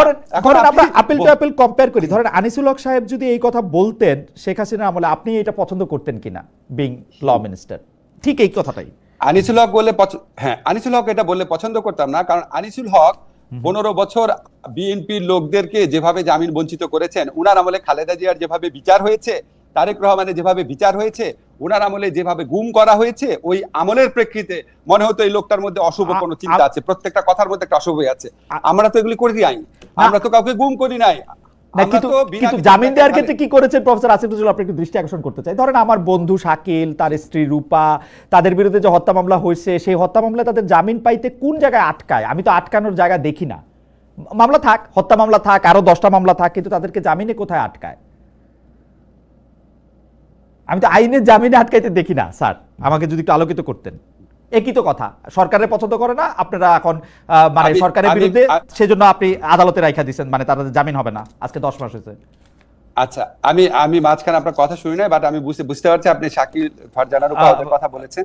দেখেন, আপনাকে আমি একটা স্পষ্ট কথা বলি, আপনারা একটু জিনিস লক্ষ্য করবেন। কিছু ক্ষেত্রে কিন্তু আমরা বিচারিক আদালতে থেকে জামিন হয়েছে, কিছু ক্ষেত্রে হওয়ার পরই আপনার স্বরাষ্ট্র মন্ত্রণালয় থেকে শোন অ্যারেস্ট দেখিয়েছে, কারণ অন্য কেউ লোক মামলা করে দিয়েছে। যেমন একটা এক্সাম্পল আপনাকে বলি, ইঞ্জিনিয়ার মোশাররফ, সাবেক এমপি দবিরুল ইসলাম, ওনারা অসুস্থ, ওনারা কিন্তু জামিন পেয়েছে, 3-4টা মামলা জামিন পেয়েছে। তারপর সাথে সাথে জামিন পাওয়ার সাথে সাথে, এখন বিএনপি করে না জামাত করে নাকি ছাত্ররা করে আমি জানি না, সাথে সাথে একটা মামলা হয়, সাথে সাথে শোন অ্যারেস্ট দেখায়। আপনি এগুলি স্ক্রুটিনাইজ করে দেখেন।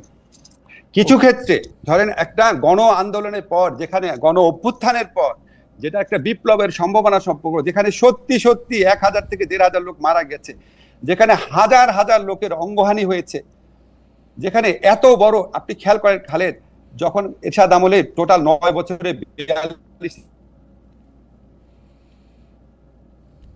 জন মারা গেছে, তারপরে মানুষ 2-3 সপ্তাহে 1000-1500 লোক মারা যাওয়ার পর মানুষের মনে যেই ক্রোধ তৈরি হয়, মানুষের মনে বিচার বিভাগ, পুলিশের প্রতি যে রাগ তৈরি হয়, যে 15 বছরে তুমি আমার জামিন দাও নাই, 15 বছরে তুমি আমার ফলস কেসে ঢুকাইছো, তখন বিচারক কি নিজেই ভয় পায় কিনা, বিচারক কি সেনসিটিভিটির বিচারে সে নিজেই জামিন দিতে ভয় পায় কিনা, সেটা তো জিজ্ঞেস করার এখতিয়ার আমার নাই।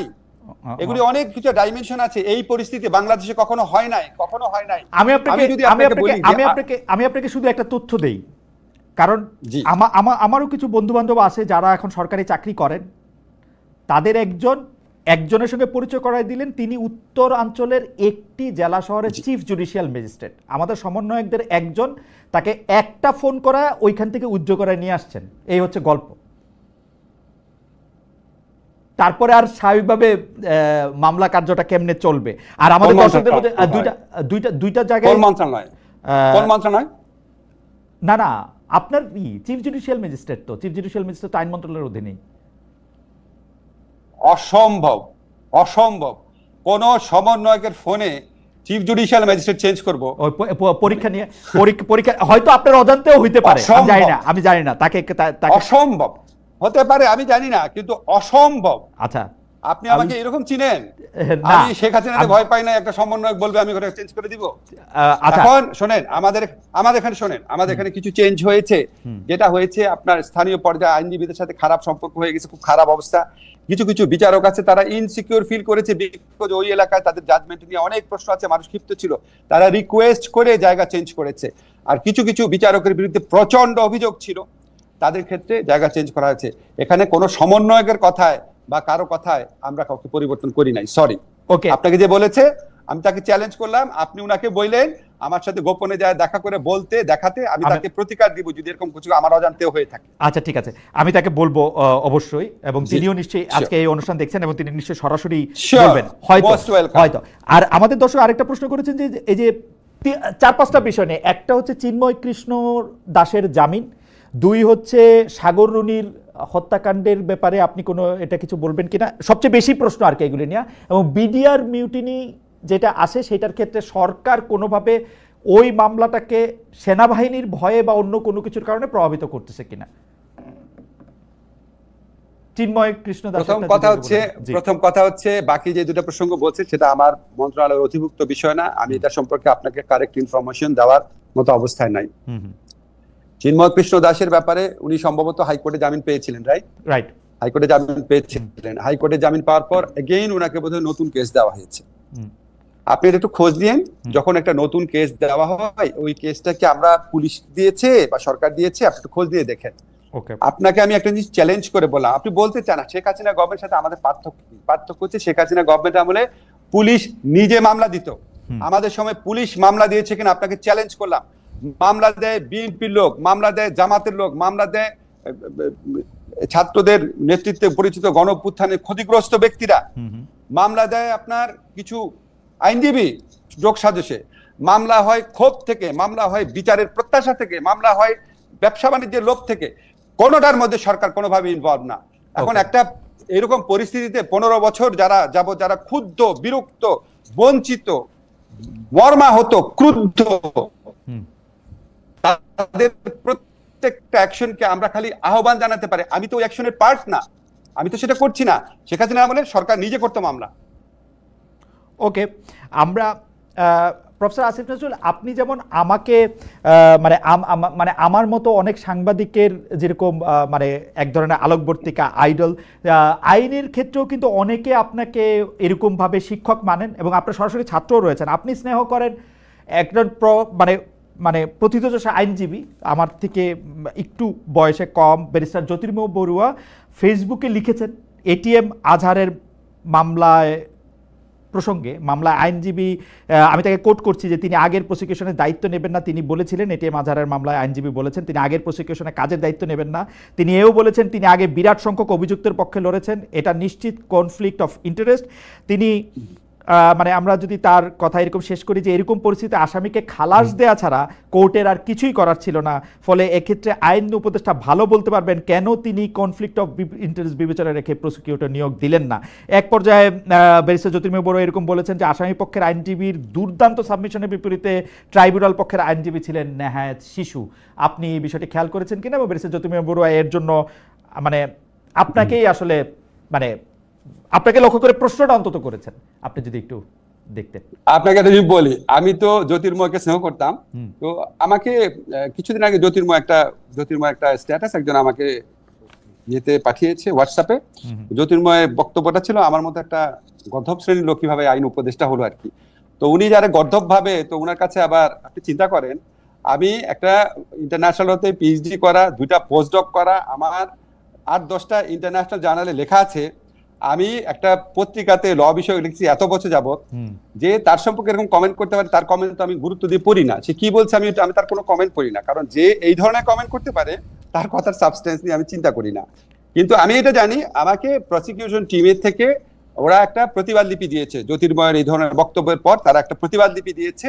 ওই প্রতিবাদ লিপিতে খুব শক্ত ভাষায় প্রত্যেকটা প্রশ্নের জবাব দেওয়া আছে, সেটা আমি আমার ফেসবুক পেজে শেয়ার করেছি, আপনি এটা দরকার হলে দেখে নিন। আমি তার কিছু পড়ি না, কারণ যেই লোকের প্রতি আমার রেসপেক্ট নাই আমি তার কোনো কিছু পড়ি না। আচ্ছা ঠিক আছে, ফেয়ার এনাফ। আমি সম্প্রতি আপনি নিশ্চয়ই আপনি পড়ার সময় পেয়েছেন কিনা, সাংবাদিক ডেভিড বার্গম্যান প্রথম আলোতে লিখেছেন যে কোট করছি, অনেকে আশা করেছিলেন যে আওয়ামী লীগের শাসনামলে বিস্তার লাভ করা যথেচ্ছ অন্যায় আটক রাখার সংস্কৃতি তাদের পতনের মধ্য দিয়ে এর অবসান ঘটবে, কিন্তু তার বদলে দেখা যাচ্ছে নতুন সরকার মুখে সংস্কারের যতই বুলি আওরাক এই পুরনো দমনমূলক চর্চা থেকে বেরিয়ে আসতে চায় না। ফারজানা রূপা এবং শাকিলের কথা আমি আগেই বলেছি, আবার পাশাপাশি এটা বলতে চাই অধ্যাপক আনোয়ারা বেগম, চিত্রনায়িকা নুসরাত ফারিয়া এবং নাম না জানা অনেক লোক এই আটক রাখার সংস্কৃতির শিকার হয়েছেন। আপনার কাছ থেকে জাস্ট 2-1 লাইনে একটা আপনি যে দুজনের নাম দিলেন ওনাকে তো জামিনে মুক্ত হয়েছে সাথে সাথে জামিনে মুক্ত হয়েছেন। এখন ধরেন আমি আপনাকে একটা ইন্টারেস্টিং কথা বলি, আমি যখন অ্যাক্টিভিস্ট ছিলাম আমি এক্স্যাক্টলি ডেভিডের মতোই লিখতাম। আমি অ্যাক্টিভিজম হচ্ছে একটা পার্ট, আর যখন আপনি একটা দায়িত্বে আসেন সেটা হচ্ছে অন্য পার্ট। একদম ধরেন মামলা যেমন দুই প্রতিপক্ষ থাকে না, সেরকম। তো আমি যখন এই সাইডে এসেছি তখন আমার কাছে মনে হচ্ছিল আহারে অ্যাক্টিভিজম জীবনটা কত মধুর ছিল, খালি কমপ্লেইন করি, হাজার হাজার কোটি কোটি লোকের বাহবা পাওয়া যায়। আর এই জায়গায় আসলে অনেক কাজ করেও খালি নিন্দার সম্মুখীন হইতে হয়, আরো অনেক কাজ করার স্কোপ থাকে। এবং অ্যাক্টিভিজম আছে বলেই আমরা এই সরকারে যারা দায়িত্বে থাকে বা থাকবে তারা আরেকটু ভালো করে কাজ করার সুবিধা পায়। কিন্তু অ্যাক্টিভিজম যেটা বলা হয় সেটা মানে সর্বাংশে ঠিক না। আমার মনে হয় আমরা যেহেতু মাঝখান থেকে বিষয়টা দেখি, আমরা এটা খুব ভালো আসলে বুঝতে পারি। আপনার এই কথাটা একদম হিরণময়, যে আসলে কাজ করলেই আসলে অনেক সমালোচনার মুখে পড়া যায়, এবং সমালোচনা করতে তো আসলে কাজ করা লাগে না, সমালোচনা করা খুব সহজ। আমরা একটু প্রবাসীদের প্রসঙ্গে আসি স্যার। খালেদ এক মিনিট আমি আপনাকে একটা কথা বলে নিই। এই যে ধরেন আমাকে মাঝে মাঝে আমার বন্ধুরা জিজ্ঞেস করে যে আমি যে এই যে উপদেষ্টার দায়িত্ব নিলাম আমি লাইফটা এনজয় করছি কিনা। আপনাকে আমি বলি, এটা আমি খুব ফ্র্যাঙ্কলি আপনাকে বলি, আপনাকে দেখে মনে হচ্ছে আপনি এনজয় করতেছেন না। এই প্রশ্ন আমি শেষের দিকে করতাম, আপনাকে দেখে মনে হচ্ছে যে আপনি এনজয় করতেছেন না। আমি আপনাকে বলি, ধরেন আমার তো অনেকগুলো জীবন ছিল, কিছু কিছু জিনিস আপনি জানেন। আমি সাংবাদিক ছিলাম, আমি ঢাকা ইউনিভার্সিটি টিচার ছিলাম, আমি বিদেশে গবেষক হিসাবে কাজ করেছি, আমি কনসালটেন্ট ছিলাম, আমি উপন্যাসিক ছিলাম, আমি কলামিস্ট ছিলাম, আমি টক শোতে অ্যাপিয়ার করতাম। এবং এটা হচ্ছে আমার উপদেষ্টার জীবন। এর চেয়ে জঘন্য অসহনীয়, মানে এর চেয়ে জঘন্য অসহনীয় জীবন আমার কখনো আসে নাই। আমি খালি দোয়া করি কবে এটা থেকে আমি রেহাই পাবো। আশ্চর্য হয়ে যায় আমি এই প্রসঙ্গে একটু আসতাম যে আপনার এত কালারফুল একটা জীবনে যে এতগুলি পালক, এটাকে আসলে আপনি আসলে কিভাবে দেখবেন। কিন্তু আমি প্রসঙ্গে আসতেছি, কিন্তু আমাদের প্রবাসীদের একটু উদ্বেগ উৎকণ্ঠা, এবং আপনি আসবেন যে দুটি তার আগে খালেদ এই প্রসঙ্গটা আবার শেষ করে নেই, এটা বলি, তারপর আপনি বলতে পারেন। আচ্ছা ঠিক আছে, আসবেন। আচ্ছা প্রবাসীতে নিয়ে বলেন তাহলে। প্রবাসীদের দুইটা, মানে সংযুক্ত আরব আমিরাত থেকে একদল প্রবাসী আপনি আসবেন জেনে আমাকে খুব অনুরোধ করেছেন একটা বিষয় বলতে, যে বাংলাদেশের জন্য সকল রকম ভিসার কার্যক্রম আমিরাত সরকার বন্ধ করে রেখেছে। এই ক্ষেত্রে আপনারা কোনো পরিকল্পনা করে এটা থেকে মুক্তি দিতে পারবে কিনা? পৃথিবীর অন্যান্য দেশের যারা শ্রমিক শ্রেণীর অন্যান্য দেশের লোক আছে তাদের জন্য ভিসার ব্যবস্থা আছে, শুধু আমাদের দেশের লোকের জন্য নাই।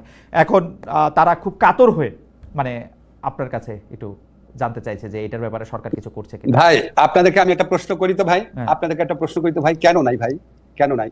আপনারা যারা প্রবাসে কাজ করে আপনাদের মধ্যে 99% মানুষ অত্যন্ত সৎ, অত্যন্ত অনেস্টলি কাজ করেন, কিন্তু 1% হলেও মানুষ আছে যারা সেখানে আপনার যে সমস্ত কাজ করেন সেটা ওখানকার লোকদেরকে প্রচন্ড ক্ষুব্ধ করে।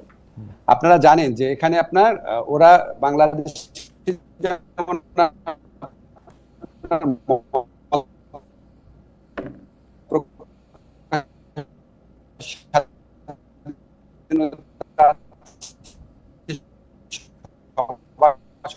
স্বাধীনতা আছে না, অন্য কিন্তু 1% লোকের কথা বলছি না, 1% লোক করে তারা কষ্টকর। আমরা তো অনেক চেষ্টা করছি। ধরেন আমি আপনাকে বলি, আমি এগুলি কথা যদি বলি মনে হয় সারাক্ষণ নিজের কথাই নিজে বলতেছি। আমি যে সৌদি মন্ত্রীর সাথে শ্রমমন্ত্রীর সাথে লাস্ট দেখা করলাম, উনি আমাকে বললো তুমি প্রথম মিটিং একটা জিনিস চেয়েছিল সেটা আমরা করে দিয়েছি, তোমাদের যারা নারী শ্রমিক আছে যারা ইররেগুলার তাদেরকে রেগুলারাইজ করার ব্যবস্থা করেছি। জর্ডানের মন্ত্রী আমাকে বলেছে জর্ডনে যারা নারী শ্রমিক আছে যারা ইররেগুলার হয়ে গেছে তারা যদি ভলান্টারিলি আসে বিনা পয়সায় তাদের প্রত্যেককে রেগুলারাইজ করে দেওয়া হবে। এরকম আমরা তো ভাই নিরন্তর চেষ্টা করছি। আমাদের doctor Mohammad Yunus sir phone করার পর ওইখান থেকে সমস্ত যারা বন্দী ছিল তারা চলে আসছে।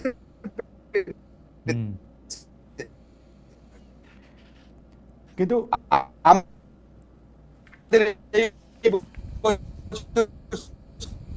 সৌদি আরব থেকে সবচেয়ে আপনার মুক্তি দেওয়া হচ্ছে সবচেয়ে বেশি সংখ্যক বন্দী। এর আগে চেষ্টা করছি, সংযুক্ত আমিরাতে আমাদের পাঠিয়েছে, উনি বারবার চেষ্টা করছেন, গিয়েছি কাতারে বারবার বলেছি, আমরা আস্তে আস্তে ওপেন আপ করার চেষ্টা করছি। ভাই এটা তো আমাদের মুখের কথায় হয়ে যাবে না, আমরা চেষ্টা করছি। দেখেন আমি সৌদি আরবে যাওয়ার পর আপনারা আমাকে কমপ্লেইন করেছেন বিমানের ভাড়া বেশি, আমি ফিরে এসে পরের দিন সকালবেলা স্যারের কাছে অফিসে একটা মিটিং করি, আমাদের না সেটা খোলাটা আমি যত ইচ্ছা করি, এটা আমার নিয়ন্ত্রণাধীন বিষয় না, কিন্তু আমরা চেষ্টা করে যাচ্ছি। শুধু একটা বিষয় যে সরকার পরিবর্তনের সঙ্গে এটার কোনো সম্পর্ক আছে? মানে হাসিনা সরকারের আমলে উনাদের অবস্থা ভালো ছিল, সরকার খুব বেশি খেয়াল খবর রাখতো, আপনার সরকার কম রাখতেছে, ব্যাপারটা কি এরকম কোনো কারণে? শেখ হাসিনা সরকার যতগুলা বন্ধ হয়েছে, ইউএই বলেন বাহরাইন বলেন, সব শেখ হাসিনা সরকারের আমলে বন্ধ হয়েছিল। ওকে, আমাদের আমলে বরং সৌদি আরবে লোক পাঠানো বেড়েছে, জর্ডানে লোক পাঠানো বেড়েছে। আমাদের আমলে বরং ইউএইতে মার্কেট ইনশাআল্লাহ তাড়াতাড়ি খুলে যাবে। আচ্ছা ঠিক আছে, এটা একটা আসার কথা। দ্বিতীয়টা হচ্ছে এক ধরনের দাবির মতো, সেই দাবিটা হচ্ছে প্রবাসীদের ভোটের ব্যাপারে। আসলে আপনি এটাকে কি মনে করেন, এটা আইন সংশোধন করে প্রবাসীদের ভোট দেওয়ার ব্যবস্থাটা করা উচিত কিনা? দুই হচ্ছে প্রবাসীরা যাতে সংসদ সদস্য হতে পারে, সেইটা আসলে রাখা উচিত কিনা 66 ঘ চেঞ্জ করে?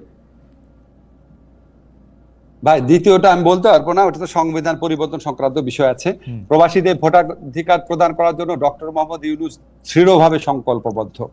উনি আমাকে একটা কাজ দিয়ে গেছেন ইংল্যান্ডে যাওয়ার আগে, যে কনসার্ন বিশেষজ্ঞদের সাথে বসে প্রবাসীদের জন্য সবচেয়ে ভালোভাবে কিভাবে ভোট নেওয়া সম্ভব হয় সেটা যেন আমরা ওয়ার্কআউট করে রাখি। উনি আসলে উনাকে বলবো, ইলেকশন কমিশনকে জানানো হবে, ইলেকশন কমিশনও চেষ্টা করছে।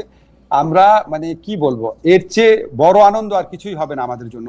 আমরা প্রবাসীদের ভোটাধিকার প্রতিষ্ঠা করার জন্য যত প্রচেষ্টা সম্ভব সমস্ত কিছু করবো, এটা বদ্ধপরিকর। এবং আমার কাছে মনে হয় স্যার যাওয়ার আগে সবচেয়ে বেশি যে জিনিসগুলো চায় তার মধ্যে এটা অন্যতম। ইনশাআল্লাহ এটা আমরা করতে পারবো। আমি যেহেতু একটু প্রবাসে থাকি, আমাকে কিন্তু এই যে অনেকে বলতে থাকেন যে আমরা যেহেতু 27 বিলিয়ন ডলার যেহেতু রেমিটেন্স হিসেবে বাংলাদেশে যায়, এটা নিশ্চয়ই আরো বাড়বে, আরো আকর্ষণ সৃষ্টি হবে বাংলাদেশটা ওর পরবর্তী জেনারেশনের কাছে আকর্ষণীয় করার জন্য। আপনারা এটা নিয়ে কখনো ভাববেন কিনা যে ওনারা যাতে রাজনীতিতে প্রত্যক্ষভাবে আসতে পারে, যারা আসতে চান দ্বৈত নাগরিকদের মধ্যে কেউ? যারা আসতে চান ওনারা তো আসতে পারছেন, সমস্যা হচ্ছে না তো। এই যে দ্বৈত নাগরিকত্ব থাকলে সংসদ সদস্য হওয়া যায় না যে, সংসদ সদস্য হওয়া যায় না যে 66(2) গ? এটা অনেক বড় সাংবিধানিক প্রশ্ন, এটা আপনার রাজনৈতিক ঐক্যমত ছাড়া সম্ভব না। ওকে, এটা নিয়ে আমরা সিরিয়াসলি চিন্তা করি না। আপনারা বলেছেন ঠিক আছে, আমি এটা কথা বলে দেখব কিছু করার স্কোপ আছে নাকি আমার। আচ্ছা ঠিক আছে। আমার একটা এটা হচ্ছে যে আপনার যেহেতু ক্ষুরোধার, আমি এটাকে কি বলবো, রাজনৈতিক বিশ্লেষক হিসাবে আপনি অনেক দূর দেখতে পান, সেই জন্য আমি আপনার কাছ থেকে একটু এই বিষয়টা একটু জানতে চাইবো যে অনেকে বলতেছে যে এই প্রফেসর ইউনূসের সঙ্গে জনাব তারেক রহমানের যে সম্ভাব্য বৈঠক, মানে বৈঠকটা আসলে এখন ঘোষণাই করা হয়ে গেছে, সম্ভাব্য আমি বলবো না, সম্ভাব্য যে আলোচ্য, সেইটার সফলতার উপর বাংলাদেশের রাজনীতির বা মাঠের উত্তাপ প্রশমনের এবং রাজনীতিটার একটা দিক ঠিক হওয়ার একটা বড় সম্পর্ক আছে। আপনিও কি তাই মনে করেন কিনা? এবং যদি আপনি তাই মনে করেন তাইলে কি মানে এই ক্ষেত্রে নির্বাচনের ডেটে আপনি পরিবর্তন দেখেন কিনা, মানে April two February, February to December, মানে উনিও 2 মাস আগাইলেন, উনি 2 মাস পিছাইলেন, এরকম কিছু দেখেন কিনা? আমি মনে করি অবশ্যই এটা অত্যন্ত গুরুত্বপূর্ণ ভূমিকা। আপনি দেখেন পাবলিক স্ফিয়ারে বিএনপিকে অনেকভাবে অনেক সমালোচনা করা হয়। আমি কয়েকটা জিনিস আপনাকে বলি।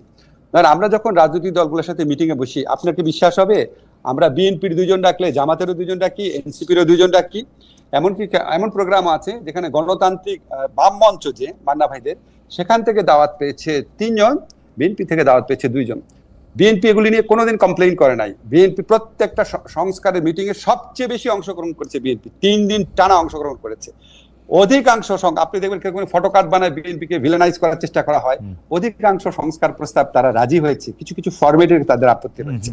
তো এই সমস্ত পরিপ্রেক্ষিতে আর বিএনপির যে জনপ্রিয়তা, সেই পরিপ্রেক্ষিতে আমি তো মনে করি যে বিএনপির মতো একটা দলের মানে উনি সবচেয়ে প্রধান নেতা এখন, যেহেতু বেগম জিয়া এখন ওইভাবে কাজ করছেন না, তো উনার সাথে বৈঠকটা তো অত্যন্ত গুরুত্বপূর্ণ। সেখানে যে দূরত্বটা আছে, সেখানে কয়েকটা জিনিস আপনি পজিটিভ দিক থেকে দেখেন। নির্বাচনের সম্ভাব্য লাস্ট ডেট ছিল 30 জুন, সেখান থেকে প্রায় 1.5 মাস এগিয়ে এসেছে, ঠিক আছে, এটা একটা পজিটিভ দিক। সেকেন্ড দিক হচ্ছে একটা ডেট ঘোষণা করা হয়েছে, ফার্স্ট 15 days of এপ্রিল। এখন ধরেন এইটুক পজিটিভ যদি হয়, এখন যদি আমি তো মনে করি এখন বাংলাদেশের রাজনীতিতে প্রধান যে 3টা স্টেক হোল্ডার আছে, বিএনপি, জামাত এবং ছাত্রদের দল এনসিপি, এটার মধ্যে যদি অন্তত 2টা দল একসাথে একটা ধরেন মিলে স্যারের কাছে বলে বা কনভিন্স করার চেষ্টা করে যে আপনি ফেব্রুয়ারিতে ইলেকশন দেন বা রোজার আগে ইলেকশন দেন, তখন হয়তো সরকারের পক্ষে হয়তো পুনর্বিবেচনা করার হয়তো সুযোগ সৃষ্টি হবে, বা হয়তো অন্যান্য কনসিডারেশন আছে। বিকজ এই ডেটটা মেইনলি, এটা তো এত গুরুত্বপূর্ণ সিদ্ধান্ত তো স্যার নেয়, স্যার আমাদের বিভিন্ন ব্যাপারে অভিমত নিয়েছে। তো ওই যদি আপনার শোনেন, আমার কাছে না ইলেকশনটা ফেব্রুয়ারিতে হবে নাকি এপ্রিলের 5-6 তারিখে হবে, তার চেয়ে অনেক ইম্পর্টেন্ট হচ্ছে যে এটা যে এপ্রিলের প্রথমার্ধে বলেছে, এটা থেকে একদিনও যেন না পিছায়, একটা নাম্বার। 2 নাম্বার হচ্ছে ইলেকশনটা যেন অত্যন্ত অবাধ, সুষ্ঠু, নিরপেক্ষ হয়। যদি এই 2টা জিনিস এনশিওর করা যায়, তাহলে এই 1.5 মাসের সময়ের পার্থক্য খুব বড় কিছু হবে না। এপ্রিলে রাখলেও সমস্যা হবে না, ফেব্রুয়ারিতে আনলেও সমস্যা হবে না।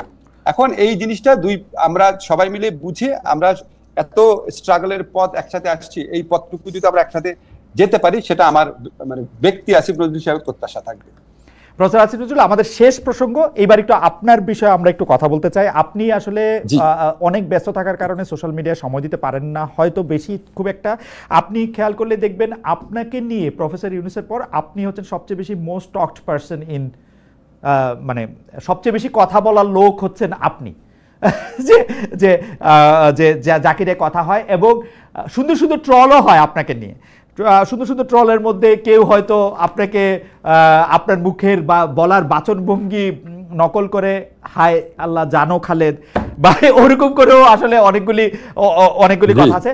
এর মধ্যে একটা কথা হচ্ছে যে আপনাকে আমি একটু প্রশ্ন করতেই চাই, আপনি এরকম একটা কথা বলেছিলেন, আপনি যদি কখনো মন্ত্রী হন বা রাষ্ট্রের কোনো দায়িত্ব আপনি পান, তাহলে আপনি দিনরাত কাজ করবেন এবং সেই কাজ করে আপনি আর কোনো দিকে তাকাবেন এবং অনেক কিছু আপনি করতে পারবেন যেটা আসলে আপনি করতে চান। আমাদের প্রশ্ন 10 মাস পার হয়েছে, আপনি হয়তো বড়জোর এখনকার যে টাইমলাইন অনুযায়ী বড়জোর আর 10 মাস আপনি থাকবেন। তারপরে আমরা আশা করতেছি যে আপনি বাংলাদেশের প্রেসিডেন্ট হন, সেটাও আমরা আশা করতে পারি, কিন্তু আপনি কোনো রাজনৈতিক দলে যোগ দিবেন কিনা সেটা আমরা জানি না। সুতরাং মনে করতেছি আপনি আর হয়তো সরকারি দায়িত্বে থাকবেন না। তো সেই জন্য আপনার এই 10 মাস কেমন গেল, কেমন যাচ্ছে, আপনি কেমন এনজয় করতেছেন? আমার পার্সোনালি মনে হচ্ছে আপনি অনেক এনজয় করতেছেন না। আপনি বারাক ওবামা একটা কথা বলেছিলেন যে এই ক্ষমতায় থাকার শেষ কয় মাসে উনি অনেক বুড়িয়ে গিয়েছিলেন। তো আপনাকে দেখেও আমার এরকম মনে হইতেছে যে মানে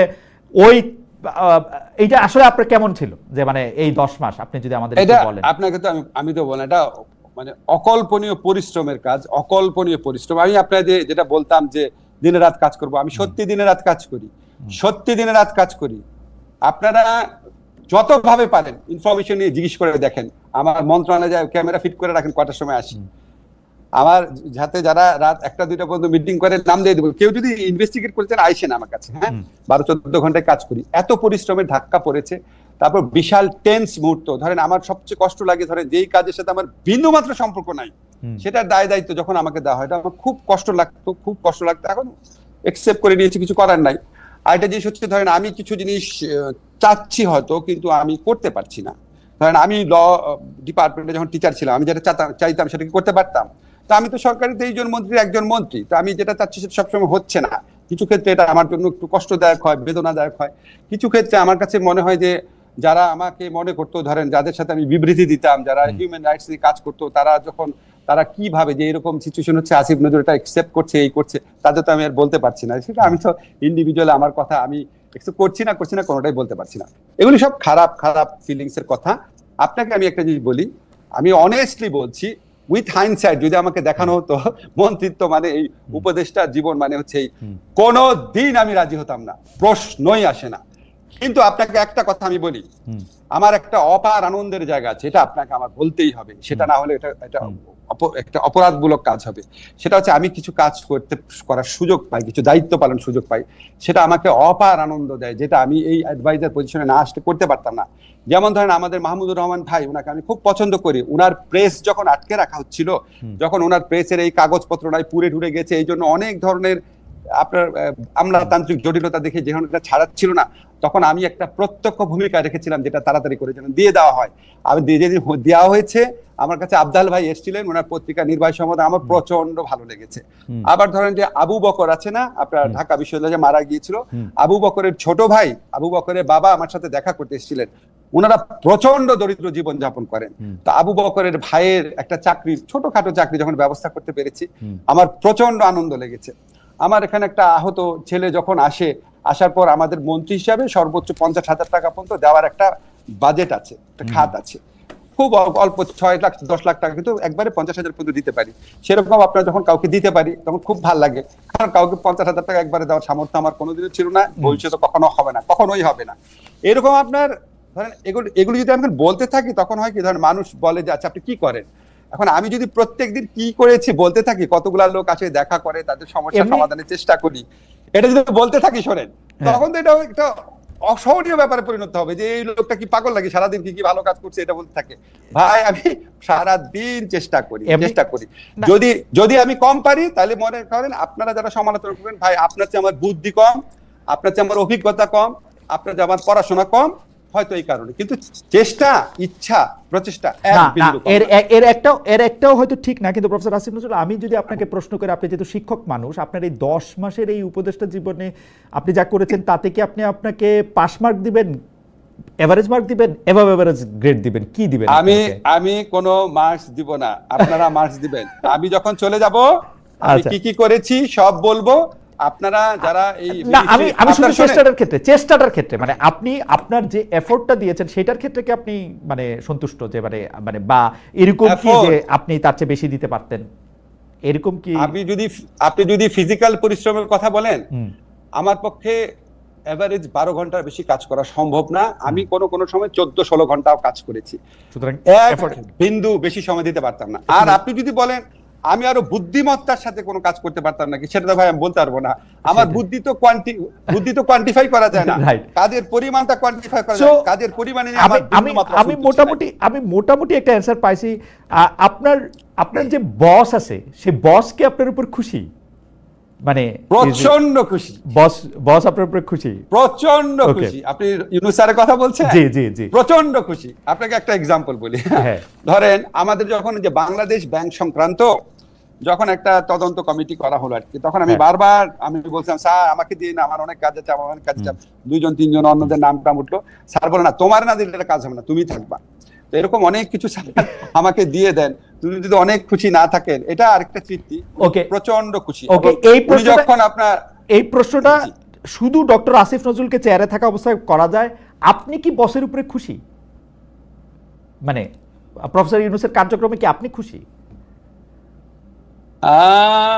অধিকাংশ ক্ষেত্রে খুশি, কিছু ক্ষেত্রে আমি বুঝতে পারি না, কিছু ক্ষেত্রে খুব অল্প, কিছু ক্ষেত্রে আমি বুঝতে পারি না, খুব অল্প। আমি আপনাকে প্রশ্নটা করে রাখি, উত্তর দেয়া না দেয়া আপনার ইচ্ছা। আমরা যে অনেকগুলি জিনিস দেখি যেটা আমার কাছে সরাসরি কনফ্লিক্ট অফ ইন্টারেস্ট মনে হয়। মানে উনি একটা ছবি দেন কি গ্রামীণ সমাধান, কি জানি একটা ওই মানে টাকা পাঠাবে বিকাশ নগদের মতো একটা জিনিস। উনি একটা গ্রামীণ ইউনিভার্সিটি করেন, উনি করের টাকা মৌকুফ করেন, উনি হচ্ছে নোবেল প্রাইজ সহ আরো এরকম প্রাইজের কর টাকা মৌকুফ। এগুলি এই মানে প্রফেসর আসিফ নজরুল, আপনারা থাকতে এই কনফ্লিক্ট অফ ইন্টারেস্ট নিয়ে বলার তারে কেউ নাই। Is it possible? আপনি আমাকে যেভাবে বললেন, আমি সেভাবে চিন্তা করি নাই এতগুলা জিনিস। কিছু ক্ষেত্রে আমি জানি, একটা ক্ষেত্রে অন্তত আমি জানি, যেটা অনেক আগে আবেদন করে রাখা হচ্ছিল, বারবার গত সরকার দিচ্ছিল না দেখে নরমাল প্রসেস এটা হয়েছে, অনেক আগে আবেদন করা হয়েছে। আপনাকে একটা কথা বলি, মানে খালেদা জিয়ার জামিন সবগুলা হয়ে গেল, তো এটাও তো আপনার